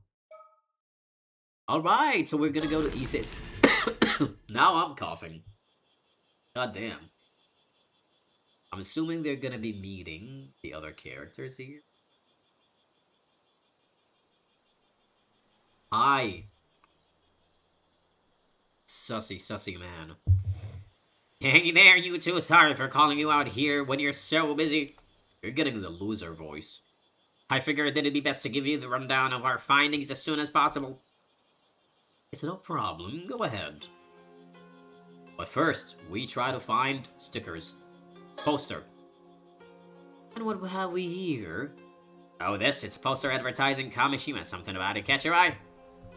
No, I was just thinking, surely it would be better to put it somewhere tourists will actually see it. Good point. Maybe they had some posters left over.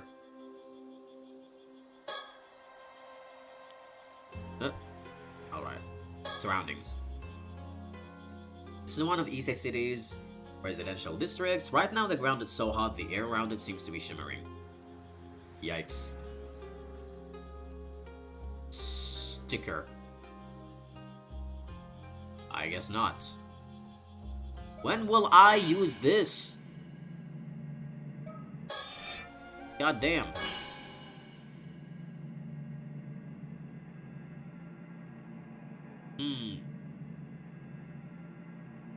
Oh, wait, I just had like the most random thought.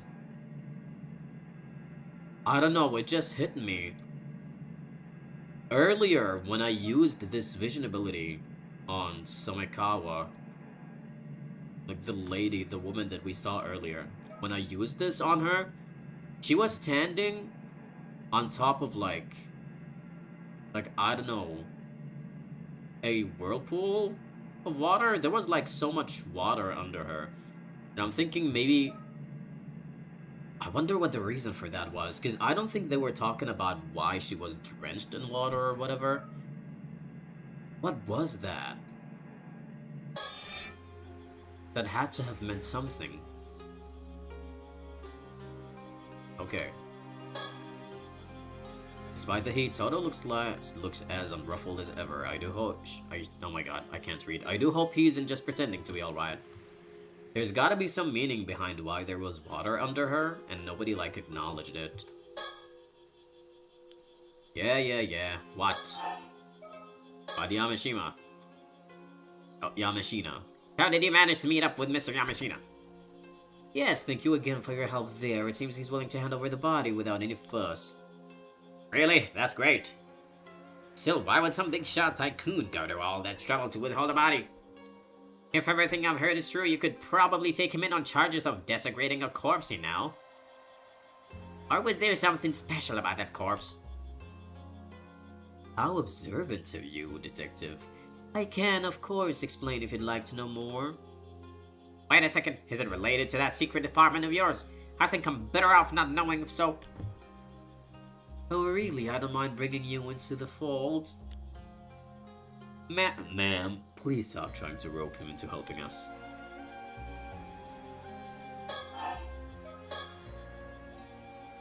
I've never met the guy, but I hear he's quite a cranky old geezer. How'd your meeting go? I'll bet he was pretty wary of you being with the police, but he didn't try to pick a fight or anything, did he? Ah, well, I'm not sure you could say it went smoothly, but... I don't think we upset him, at least. Probably. You, don't sound very sure about that. Me. About the portrait sketch. Oh, right! That's exactly what I wanted to talk to you about. So I got all hands on deck to go around asking about the sketch you gave me. And we finally found someone who recognized the victim. Ooh, that's great news. The person who recognized him was a housewife in her 20s who lived in Kumano 7 years ago. What? Apparently, the sketch looks like a 19-year-old she knew who left the village to go to the city. Oh. So 7 years ago he was 19, no? From the sounds of it, the guy had no relatives to speak of. Left the village with nothing but the clothes on his back. Okay. He was 19. 17 years ago he was 19, so he would be 24. Or 25 now. Obviously, nothing related to freaking Soda Kiryu. Buddy. Interesting.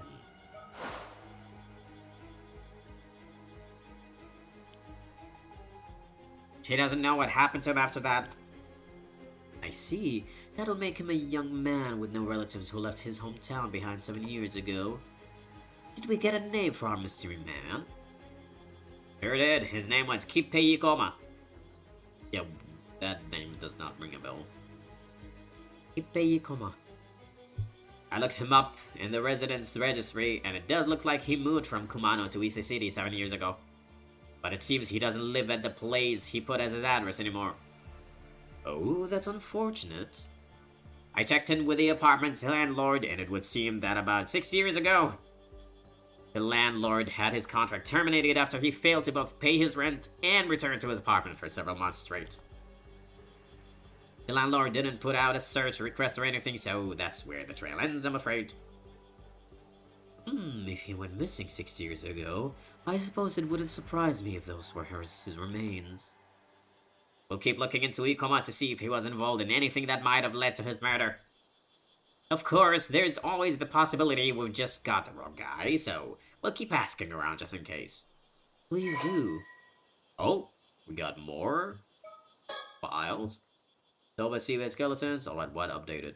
Testimonies indicate that the individual in this sketch resembles a youth by the name of Kippei Ikoma, who went missing 6 years ago.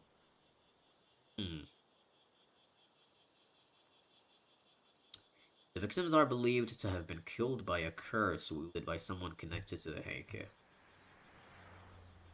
Ooh.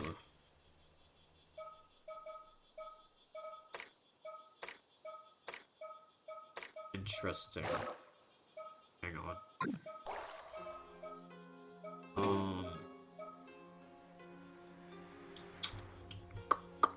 You sussy man.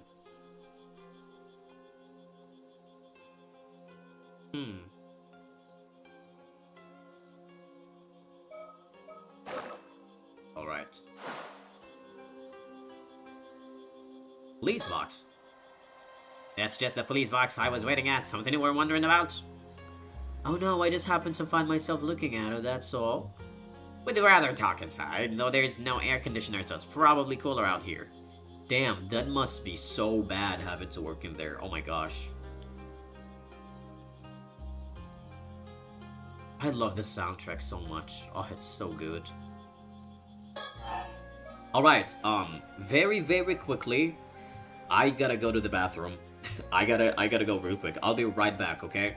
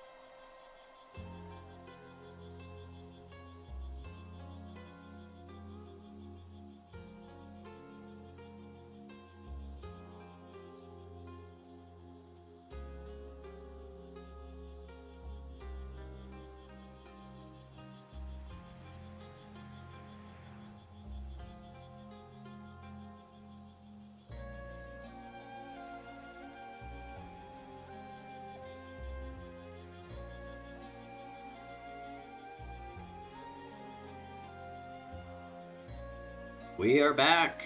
Alright, gaming time, again. About the portrait sketch. The woman we spoke to said the sketch was really accurate, no doubt. In her mind, it was Ikuma. Well, that accurate? And I'm sure we've got the right person. Still, how did you even make that sketch? There was nothing left of the victim but bones. Oh, you know. Oh, well, let's just say it's classified for now. Alright, guess that means I shouldn't pry any further. Somikawa. I also looked into that lady you were asking about, Somikawa. Stepped away for a minute to be a good bird mom. What happened to Mr. Mermaid Eater? Wait, you have a bird? Oh my gosh, that's so cute. I love birds. No, Mr. Mermaid Eater, he is just your typical boomer. He's just evil. He's like, if I find mermaids, I'm gonna have them all for me, blah blah blah. And then he started like laughing as he left, which is very normal, you know? Yeah. Well, it seems she hasn't registered as a resident even though she moved here 5 years ago. And nothing came up for Somikawa in the civil registry either. So I'm afraid I don't have anything on who she is or where she came from. Sorry to disappoint. You have 4 birds? Oh my gosh, that's adorable. Is that quite common? Happens. Oh wait, that was Yumiko talking. Oops. It's not unheard of for folks from the countryside to come here for work and just drift on, with no one really knowing who they are.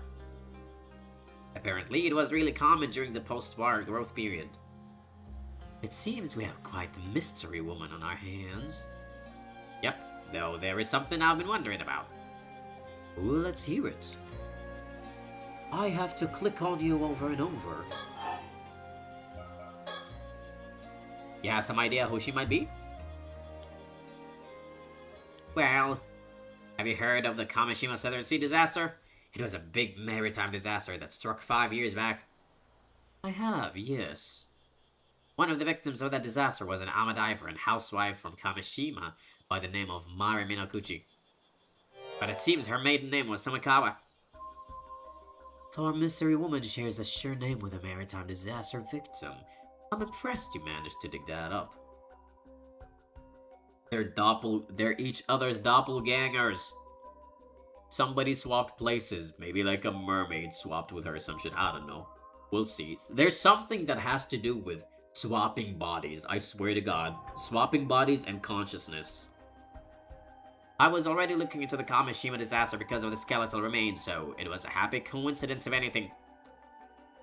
Oh? So you thought they might be related too. I'm glad it wasn't just me. Anyway, it seems like the bodies of those disaster victims were never found in the end, which got me thinking. You're saying? Yep. I was thinking Mari Minakuchi could have survived the disaster 5 years ago. And you think she then moved to Ijikan and started going by her old name of Samikawa again? That's right, what do you think? It seems like a long shot, but maybe. But if that's the case, why would she have stayed in Ijika for 5 whole years without thinking to contact her family? Maybe she lost her memories in the disaster? Right, if she only had her old memories to rely on, it wouldn't be that odd if she went back to using her old name. Surely her appearance would still be the same, though. It is difficult to imagine no one recognizing her for 5 whole years. That's what I'm saying. Possible she just never ran into anyone she knew. That kind of thing's more likely than you'd think. No, but she was still well known, though. Speaking of appearances, I found a picture of Mari Minakuchi from a report on the disaster. I haven't met this Samikawa myself, so could you take a look for me and let me know what you think? Let's see. Yep. Oh, this is interesting. What do you think, Soto? Yeah. She's aged 5 years and grown badly gone, so I can certainly see how this woman might come to resemble Miss Samikawa. My thoughts exactly. So you agree it's a pretty solid theory? It's certainly worth looking into, yes. Oh god, there's gonna be like a big plot twist into this. Maybe the game wants us to think they're the same person, but it's this whole like body consciousness swapping bullshit, I swear to god. But if she really is Mari Minakuchi, there's something else that concerns me. Else? What concerns you, buddy boy? This is just what I've heard. But it seems like the islanders over in Kamishima think this Mari Minakuchi was the cause of the disaster 5 years ago. What? Why would they think that? No idea, but it seems like it's pretty much taken for granted by most of the folks over there. Even just mentioning her name is sort of a taboo. So I was thinking it wouldn't be that odd if she felt she couldn't go back home because of that. Surely not.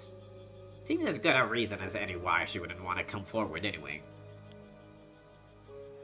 She really is related to the storm 5 years ago. She's a point of interest regarding her connection to the skeleton remains. Perhaps it's worth looking into that first. Can I leave talking to Miss Samakawa to you two then? We'll handle that, yes? Wonder about my suit, are you? It's just a cheap old thing. Sorry I don't have anything more presentable. I don't care about your suits. Oh, he's done. I guess I gotta talk to you now? No, we're done. Think? People believe this Mari Minakuchi called forth the curse of the raging waves 5 years ago, do they? We'll stare at Sodo as we think. I didn't expect the curse of the raging waves to come up here of all places. Wait. That's it, I remember now. This old survivor of Taishima, his surname was Samikawa. Oh! Oh shit, we're getting somewhere. There was something else about Samikawa. A wooden box? Surely that'd be too much of a coincidence. Ooh.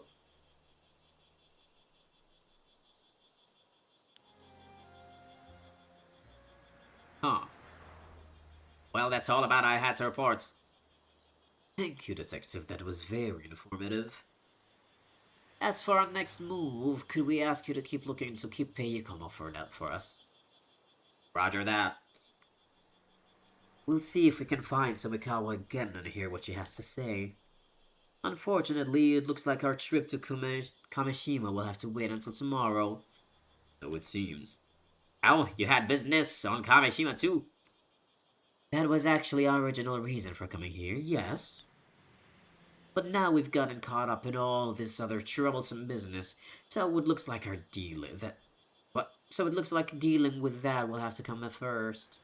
And here I was hoping to get this over with as soon as possible so I could get back home to my husband. Man, I miss home so much. I see, you sure are devoted to your husband. Wouldn't it be funny if it turns out she doesn't have a husband at all? She's not a stay-at-home wife. It's all a lie. It's all a lie. Oh, very much. Though I do worry as he never eats properly when I'm not around. In any case, please do get in touch if you find anything else of note. Even if it's just something out of the ordinary happening, anything could be of help. Sure will do, though you're kinda making me worried something might actually happen now. I'd certainly prefer it if it didn't. Anyway, we're counting on you, Detective. Don't do anything sussy while we're gone. Alright. Let me save first. It's been a while since I saved. There we go. We are gonna go to the city coast. Let's head over there. Date unknown. Okay, Ijika Town. What? Bad news, ma'am. It seems we were a step too late. What do you mean? Seems someone came and took that Samikawa woman out to sea just a few minutes ago. Oh, yeah. And then she dies. What? According to the witness, a foreign man came to the port with Miss Samikawa in tow. Oh. They then boarded a motorboat that was moored there and headed out into the bay. Didn't appear to be by force, so we can probably assume they knew each other. Ah, I should probably get a boat and follow them just in case. Yes, let's see if... Soto, what's wrong? Spiritual force is overwhelming. Oh, shit! My body won't move. What's going on? What the fuck? Oh. Oh, it's the little girl from the poster art. Hello. Is she doing this? Who the fuck are you, girl? You can't withstand this curse. You really are quite strong, mister. Sorry, but I can't let you go any further. I'll have to ask you to leave. Oh god. Here we go. Voithicticus Numa, guardian spirit, grants me the wisdom of the numinous. Oh, high guiding spirit, light my path ahead. Blah. It seems like they've saved us the effort of searching for them. So it seems. Let's see if this girl can tell us what we want to know. What the fuck was that transition? Hello? Oh my god. What in the Harry Potter? Oh, whoa. Whoa! She's so blonde, I hate her. Leave my queen in peace. I know, right? How could you? I could ask the same of you. What do you want with Miss Omikawa? Do you know who Miss Omikawa is, do you? Maybe. What's it to you? Ma'am, this girl's spirit sense is extremely potent, but she lacks experience. She seems hesitant to employ curses against people. If I have an opening, I can use my curse of binding to restrain her. Usually it's too risky to use on ordinary people, but that shouldn't apply here. Alright, I certainly wouldn't mind getting some information out of her. So this is as good as an opportunity gets something. I'll see if I can get her to lower her guard. When she wavers, I'll signal for you to use the curse of binding. Sound like a plan? Sounds like a plan. On your signal. Oh shit, let's go! Finally, it's time to use a curse! Ah, it's been a while. Use Soto Kiryu's curse of binding to restrain your opponents when they let their guard down. Press the use curse button to signal to him to use it. You only have 3 chances to use the curse. Oh shit, can I save? Oh my god, save again.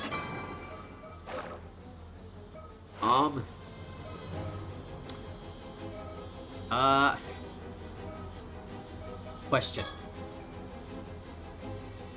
Can we assume the foreign man who took Miss Omikawa was a friend of yours then? So what if he is? Why are we trying to follow them?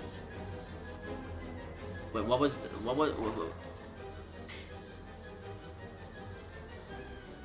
Wait. What did his girls do again? I forgot what the condition was. Oops. Where are you? Is it gonna show what your ability is here? No. Huh. Okay.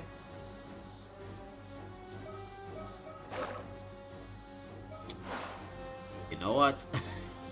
I don't know, this seems too easy. We'll see what happens. Let's see what happens.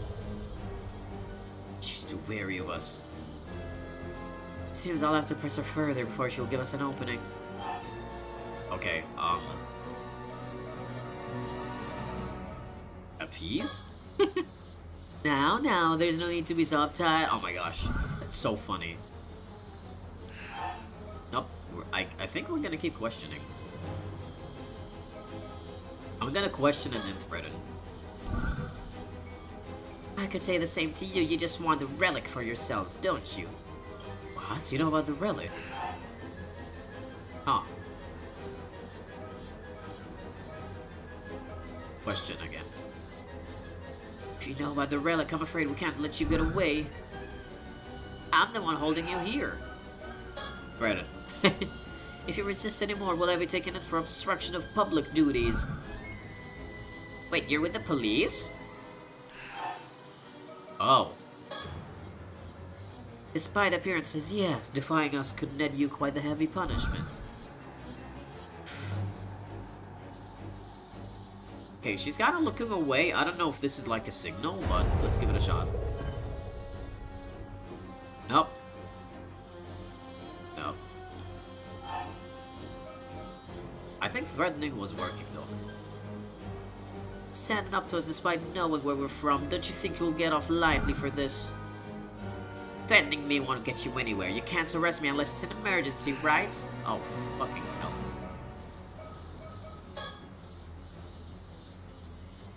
You're also with Paranormal Affairs there?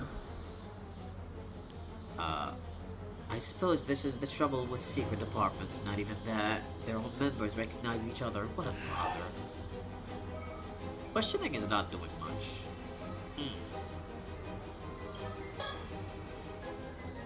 Nope. Compliment. Yeah, sure.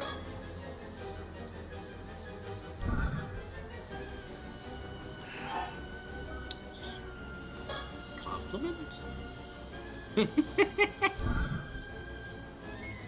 Will you give up now? Seriously, I'm not gonna let my guard down. Fuck you. Alright. You need the relic yourself, so you're unwilling to cooperate with us, am I correct? Ah.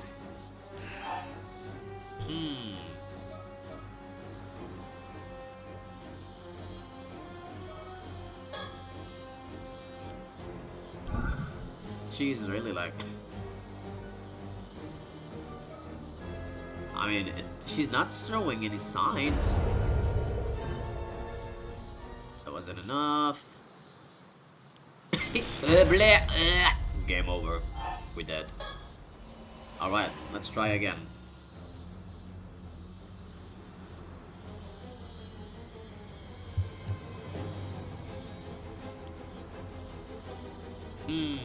What if... Hang on.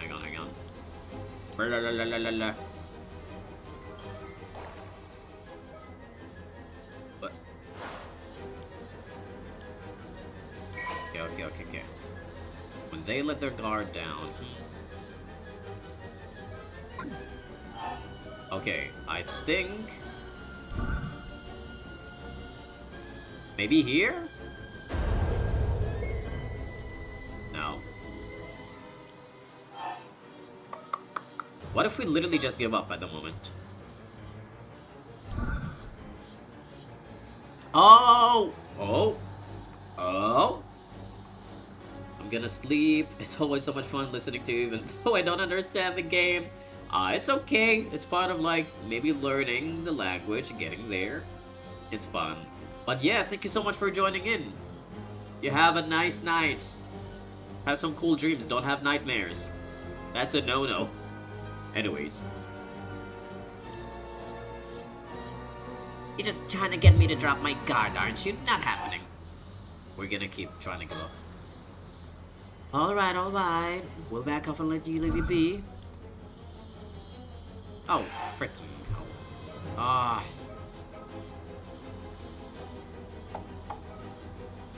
How do I have her drop her guard? Maybe it's something meta? I looked at all the options though, like... Nothing is working.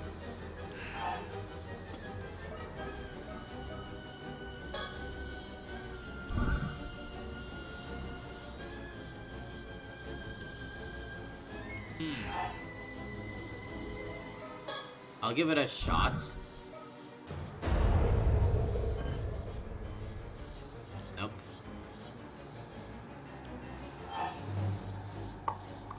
What can I do over here? Oh my gosh. Let me see. Let me look at the how to play settings, I swear.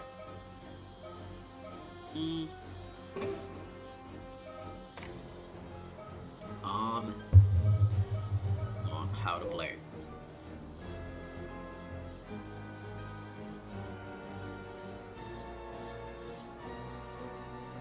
Huh. Oh, that's the freaking game.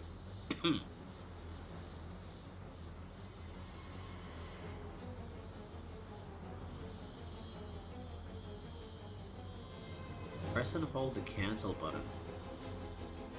Fast forward. This will skip through all content regardless of whether you have previously read it or not.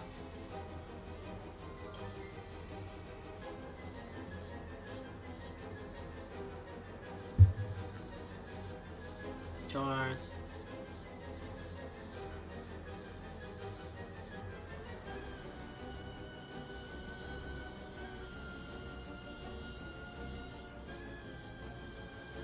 There are 2 phases that must be completed to fully complete a chapter. First,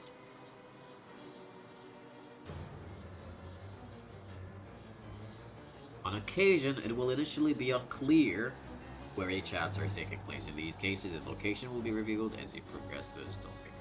What the hell?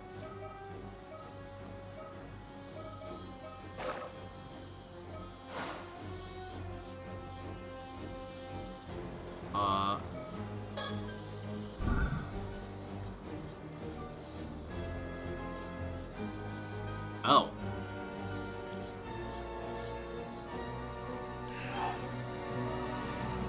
Girl.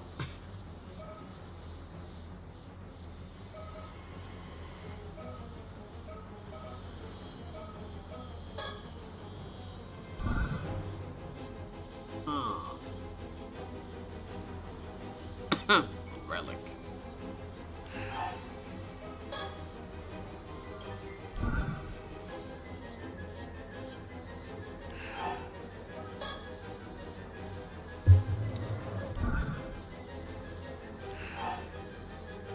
Maybe I'm supposed to like... Oh, fuck.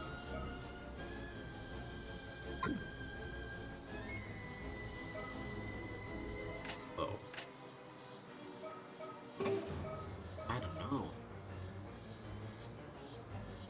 The vibration? The fuck?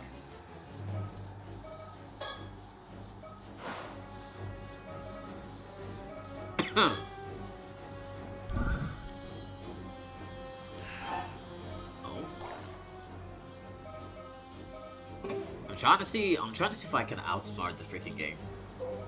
I swear.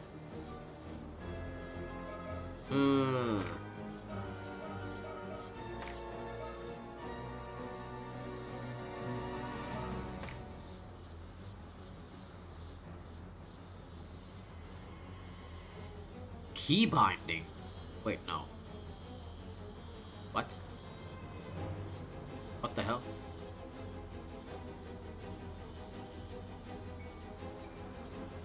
Oh.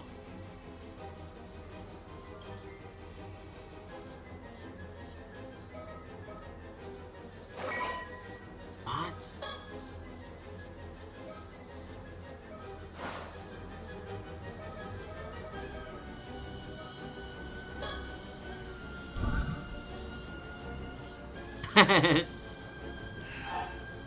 What's with this shattered compliment? Oh. Yeah, I think she has to change her pose.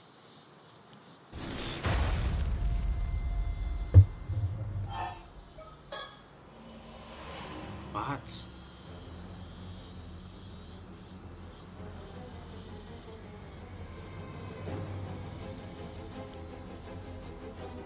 Huh.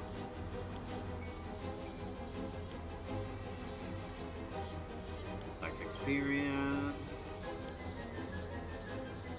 Opening. It's so risky.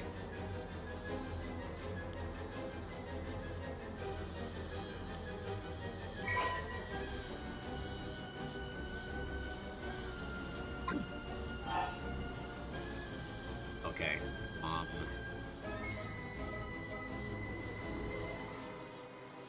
We're gonna give up immediately. Nope.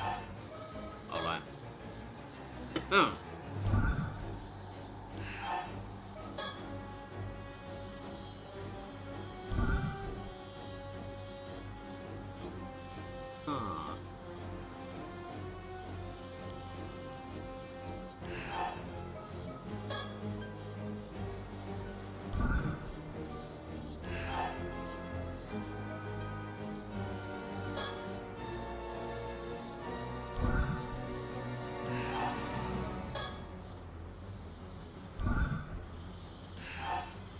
Doesn't seem like anything.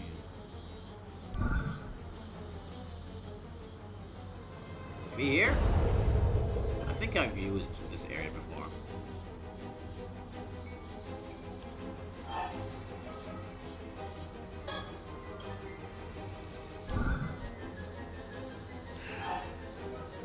What if we just do everything and then we try to give up?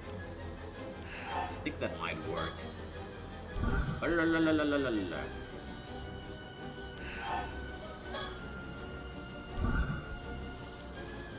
Okay, I'm gonna try doing all of these options.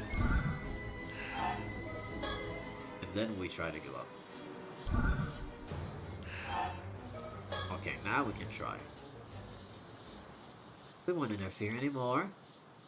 So, though, you can stop now. Oh, goddammit, all I had to do was do every option. And? Ah, there we go. Whoop.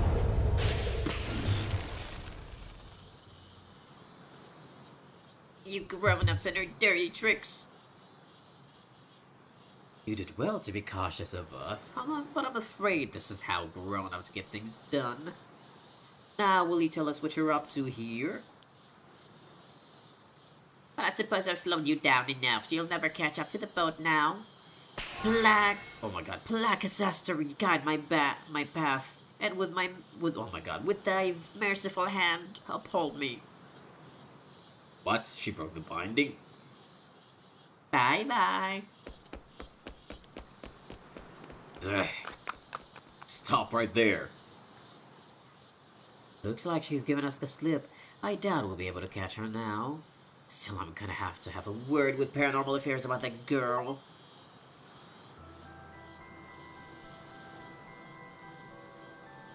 I put in a call to Paranormal Affairs about our errands young lady just now. Alright, I'm gonna open the door for my cats to come in. I feel bad. Come in. Here. Come over here. I know, Buddha. I know. Come on. You wanna sleep on my laps? Aww. I know you do. Alright. Can rest up over there while I play the game. Aww. He's so cute. I see. I assume she's indeed affiliated with them. Yes, it seems her name is Cersei Lunarlight. What the hell is that name? She's an exorcist from England who's come here on exchange. Part of her spiritual training, as I understand. Lunarlight family, I see. You know them? Oh, are they well known? I've heard of them, yes. They're a distinguished family of exorcists. Quite an old one, too. Would certainly explain the strength of her spirit sense. Right. In any case, it seems she's in the care of Paranormal Affairs while she's in Japan. Buddha, do not play with my headphones, please. Love you, buddy, but come on. I do wish they'd tell us these things in advance. Buddha, stop it! Ah, baby. No. No. No. No means no. What is she doing here in the prefecture? Well, it seems even Paranormal Affairs isn't sure what she's up to. They've been looking for her. Oh, okay. From the sounds of things, she's been skipping her training assignments to travel around Japan, visiting all sorts of spiritual spots instead. It doesn't seem like they're keeping an eye on her at all. Unfortunately not. They asked me to tell her to return to Tokyo at once when we next see her. I see. More work for us then. Yes, the things we find ourselves caught up in. She seems to know about Samikawa too. I've got a bad feeling about all of this. Shall we try looking for her? I imagine she's still in the area. No, not now. If all that is true, I doubt she'll be looking to cause too much trouble. Besides, I'm sure we'll run into each other again eventually. Well, I think that's enough trouble for one day. Let's call it a day. We'll head for Kamishima first thing tomorrow. Understood. Oh! And that is done. I wonder what would happen if... Actually, let me save and try that out. I wonder what's gonna happen if I go back and not use my curse.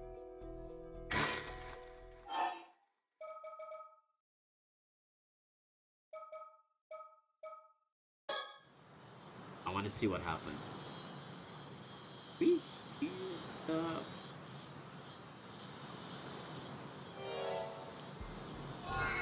Okay. I mean, let me give this a shot.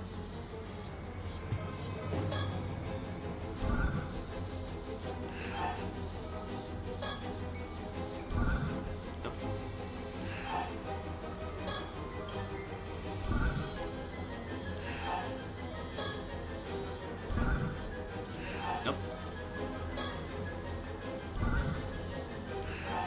Oh.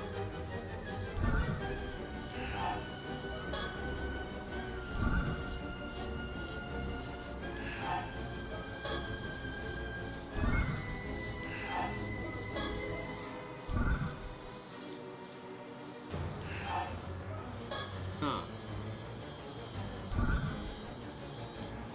Come on.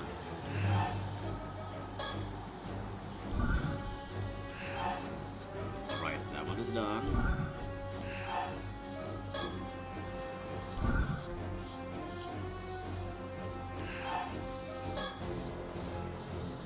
Nope.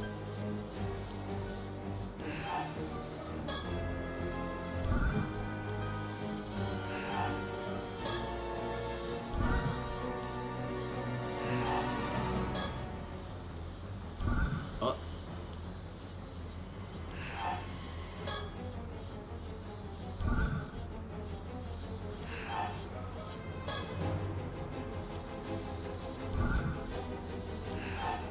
Alright. We are. Okay, I'm not gonna use it. Oh! They just don't let you. Never mind, okay. Just doesn't let you do anything. Alright, let's go back to Yuza. The promised day arrives after their usual morning dive. The group of 4 meet at the dock.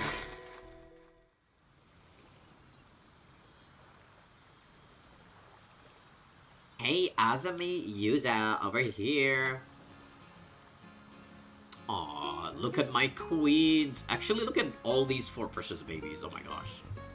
Good timing. I just got back too. Well, Tsukasa, how'd it go? Not too shabby if I do say so myself. Check this out, 2 whole scallops. Seriously, Tsukasa, you don't get bragging rights for picking up 2 measly scallops.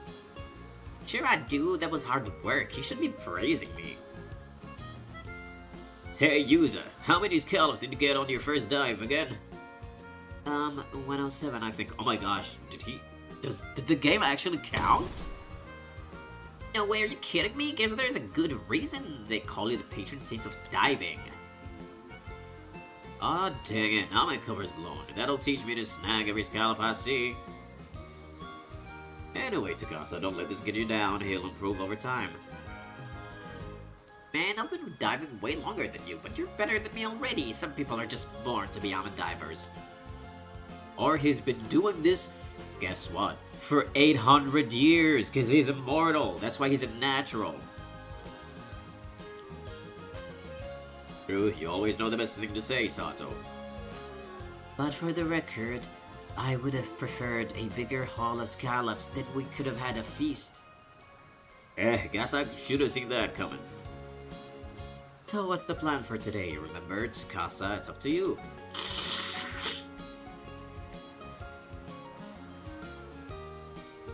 Right, we promise we do whatever you wanted today. You name it, we'll make it happen. Now that's more like it. Let's see, first of all, I want us all to go for a swim in the sea. Or diving. Please, I want to dive. I want to dive. Ooh, sounds great. Can't even remember the last time we did something like that, just for fun. Right, I want us to forget work and just enjoy the sparkling sea for a change. I even bought a new swimsuit for this. You've got one picked out too, right, Sato? Sure do. And after that, when it gets dark, let's set off some fireworks. Oh, fireworks. I love everyone so much, they're so cute. And then, let's have a barbecue on the beach and cook up everything we caught today. I have a feeling something's gonna happen to Tsukasa. And I am so worried about that, oh my gosh. Please. Please be alright. I really, really like Tsukasa. Don't do that. I like actually all 4 of them over here. Yuck, there's a shark and it's coming this way. Better watch out, Azumi. That was a close one, Azumi. What the heck? I'm a good swimmer, but there's no way I'm good enough to outswim a shark. Oh. Oh, my precious babies. Oh, look at these precious babies. Oh my gosh. God, they're so wholesome. And here, take this pin as something to remember me by. Keep it with you always. Sorry, user. I don't really dig shark fins that much. They're my heart. Oh. You know, they're being wholesome right now because something is gonna go really wrong later. Look at the sea. It's like there are diamonds floating on the surface. It really sparkles, huh? Sure is pretty. Oh, that shark's pretty cool. I should have picked a shark instead of a live buoy. But he's having such a blast, I can't bring myself to ask for a ride on it. Aww. It's a photo. Oh my god, they're so cute. Aww. I love them. One grilled squid coming right up. Don't throw it in. Don't throw it. It's popping hot. You're getting squid juice everywhere. Let's see how you like it. Catch the... Ow, that's hot. You did that to yourself. Oh my gosh, they're having so much fun. I'm so worried about them. I am so worried. Hey, check this. Check out this huge sea snail Tsukasa caught. It's massive. That's right. I may still be a rookie when it comes to scallops, but I got a haul of sea snails to make up for it. So eat up, Azumi. Have as many as you want. Hey, can I borrow that lighter? Sure. Want some squid too? Oh, so I can just grill it directly? Yeah, that's Kameshima's specialty, fireworks style squid. Wait, you're actually doing it? Ah, the juice is going everywhere, it burns! Whoops, sorry, my hand slipped. There it is, the famous Yuza one-man show. Oh, they're just taking photos. Wait, who's taking the photo? Anyways. We don't question that. Oh. Wait, what the fuck?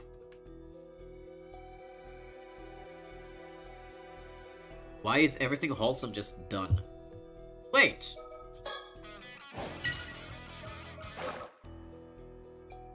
Oh. Oh, I gotta go back here. Yeah.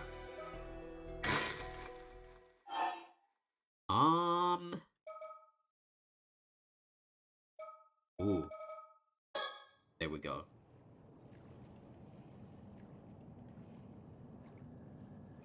Right, let's leave it at that for today. Good work out there, user. Yeah, we've gone through that. Okay, same dialogue. And then he's gonna talk about this, yup, did your body undergo any weird changes? But it's like the same. I'm the same old user I've always been. That's a lie. Now that is a lie. What? Oh. They've been through this? Okay.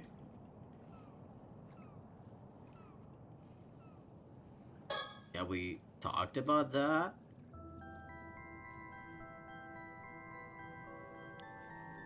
Yeah? I only came back here because it wasn't completely, checked. Like, every other section was checked out. Except for this.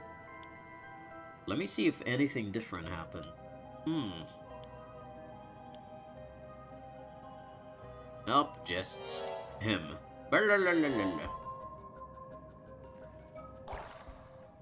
What? Well, let's keep going.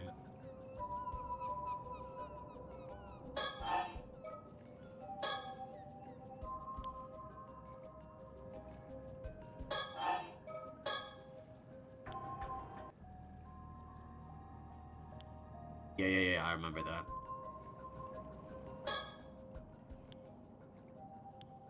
Yeah?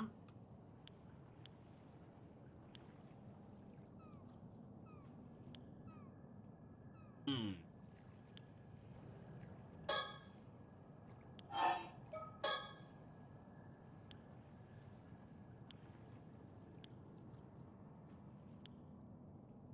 Okay, so it's... that part is the same. Oh! What?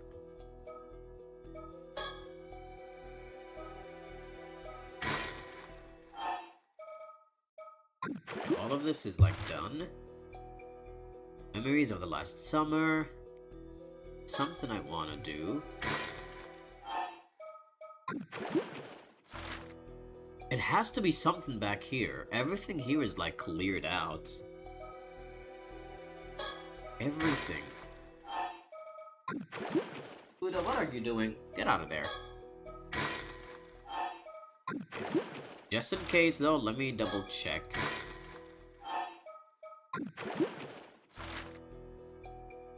Just in case. Okay, everything here is checked out. Oh. We just go and do some underwater diving.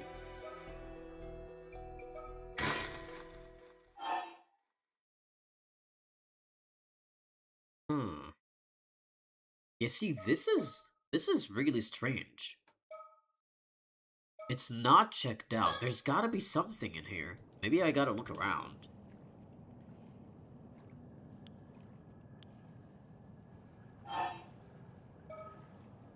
Go back immediately.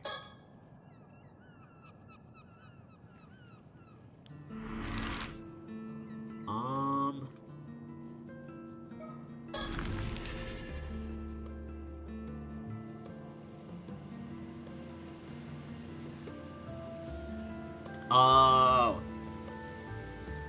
Okay, I think this is gonna bring something different. Even though it was checked out. But maybe.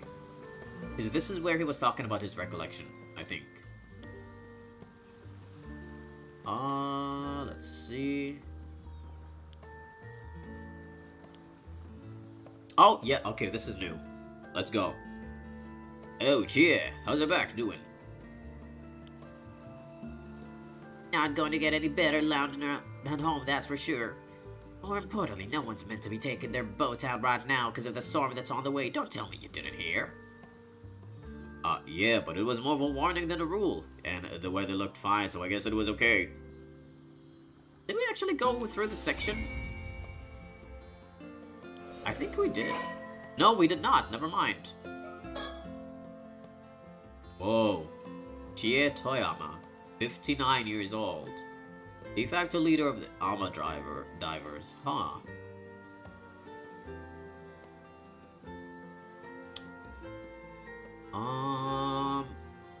She is a mermaid.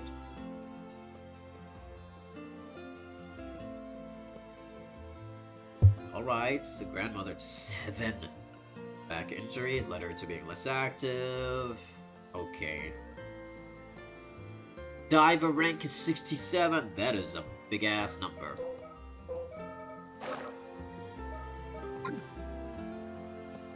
And going out with the Minoguchi boy of all people.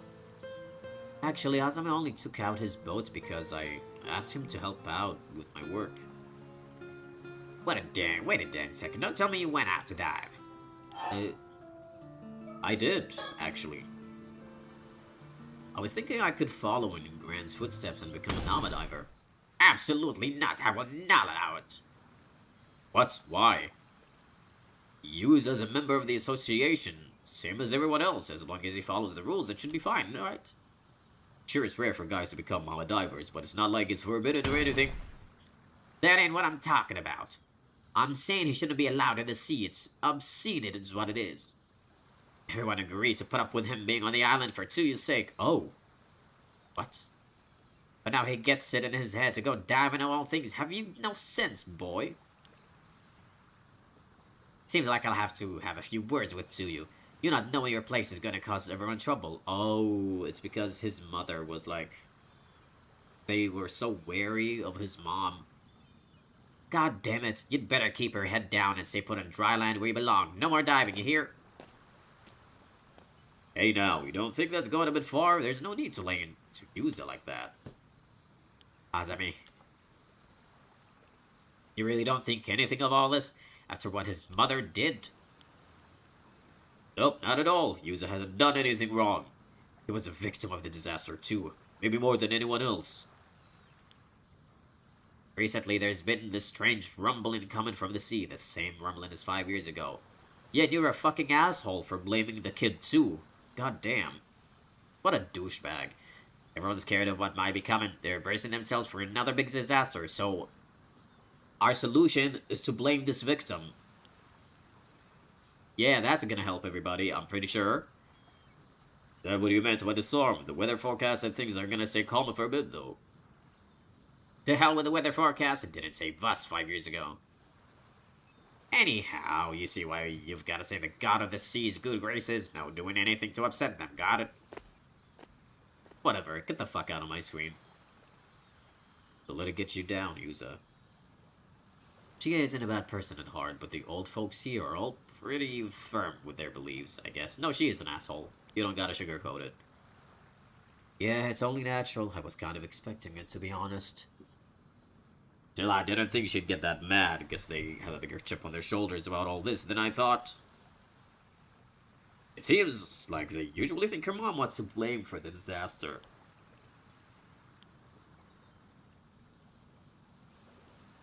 I guess wanting to get to the bottom of things there was one of my reasons for becoming an armor diver.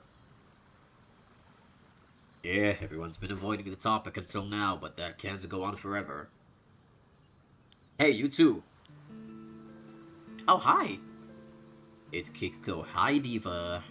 You look amazing. Hello? Could I get some help with these boxes here? I need to get them to the warehouse. Local armor diver. Tsutsui. Alright, let's see what you're all about, girl.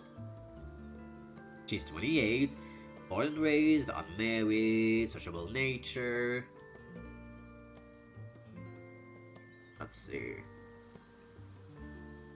Boarding in school. Ah.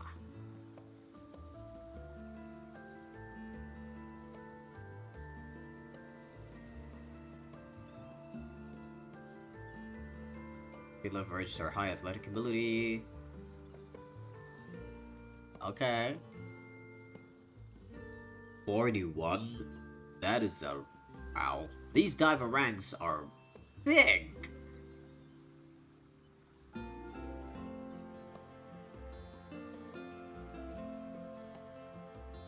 Huh.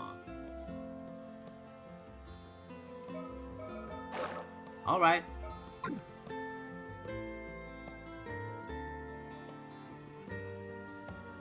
Phew, thanks. I knew I could rely on youngins to help out. Youngins? You're a youngin too, Kiko. Seriously, you're literally only 28. How kind. Pretty sure you're the only one to say that, though. Dude, 28 is nothing. Come on, girl.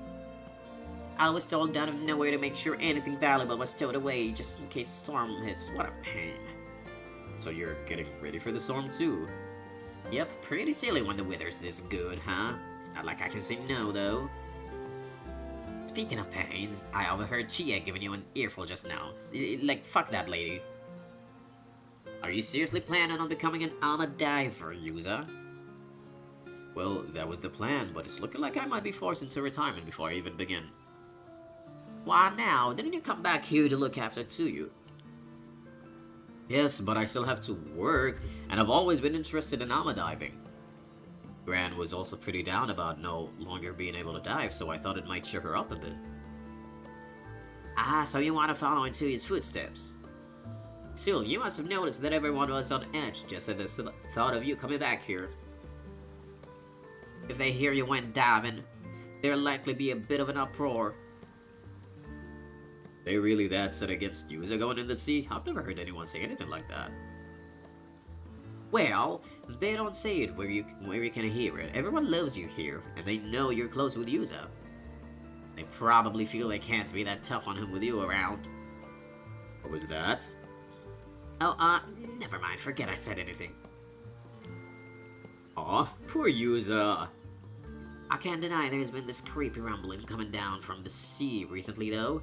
It's no wonder everyone's unnerved. If some sort of disaster does end up happening again, and Yuza gets caught doing something he wasn't meant to, that'll probably be it for him. Yeah, that's what I don't get. People seriously believe Yuza's mom caused the storm. Everyone suffered because of it, including Yuza's family. It's so stupid. Hey, I honestly think it's stupid too. But the truth is, there are a bunch of people who believe it, so making a fuss about it isn't gonna get you anywhere, is it? Right?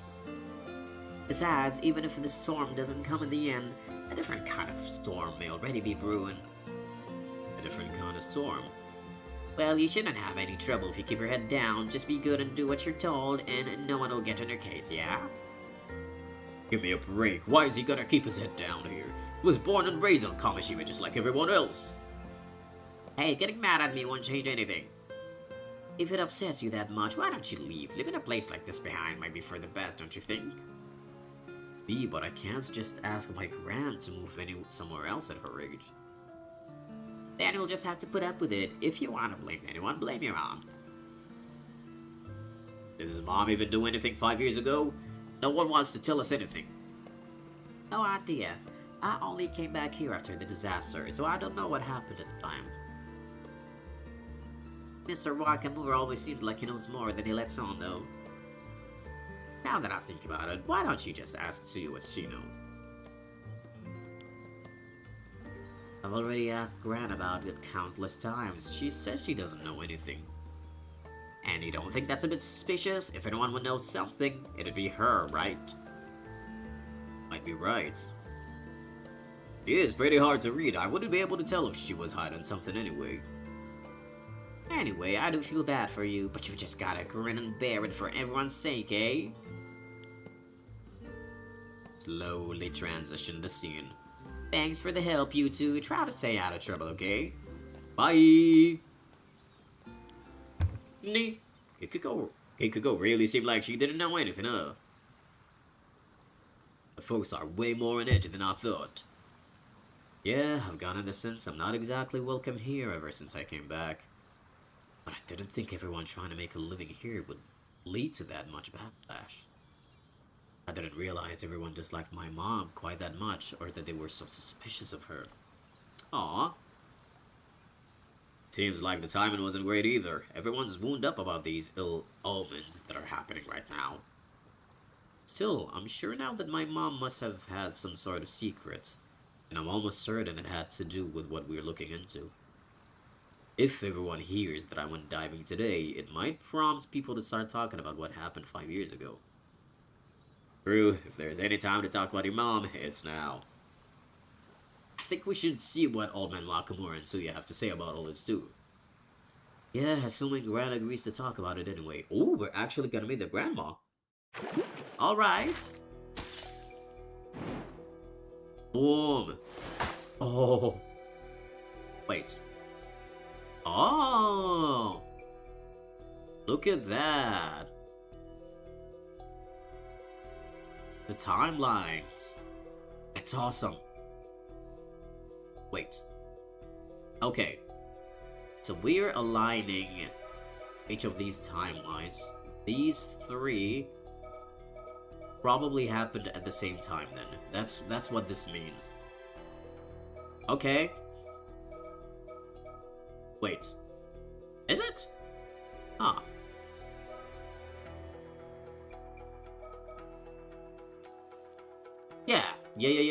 Yeah, I think I'm confusing myself. No. Yeah. That's probably what it means. Alright. Let me go ahead and save. Oh man, I do not want to stop playing this game.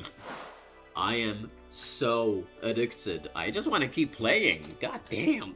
But no, I do have to stop. It's midnight. Well, we're almost at midnight, so I do have to stop. I'll be playing this tomorrow. Again. I think I might stream it early. Because yesterday and today I streamed very, very late. So I think I want to give early streams a shot. I want to see how it feels like, what the vibe is. Because typically I stream in the evening or late at night. So I kind of want to give it a shot and see where that goes. So tomorrow, man, let's see. I might stream at like 11 a.m. Something that crazy. I want to see how that goes. I really do. Especially if it's also a game that I'm really interested in keeping on playing. You know, I don't mind playing it that early. So, yeah, I might honestly do that. I really might. But anyways, this game is awesome. I don't know what else to say. It's great. We'll see what happens tomorrow. I'm most likely probably going to be streaming this early. Probably at 11 a.m. We'll see. But I still want to play that tomorrow as well. So I will see you guys in tomorrow's stream, okay? So yeah, you have a good day, good evening, or good night, whatever your time zone's at right now.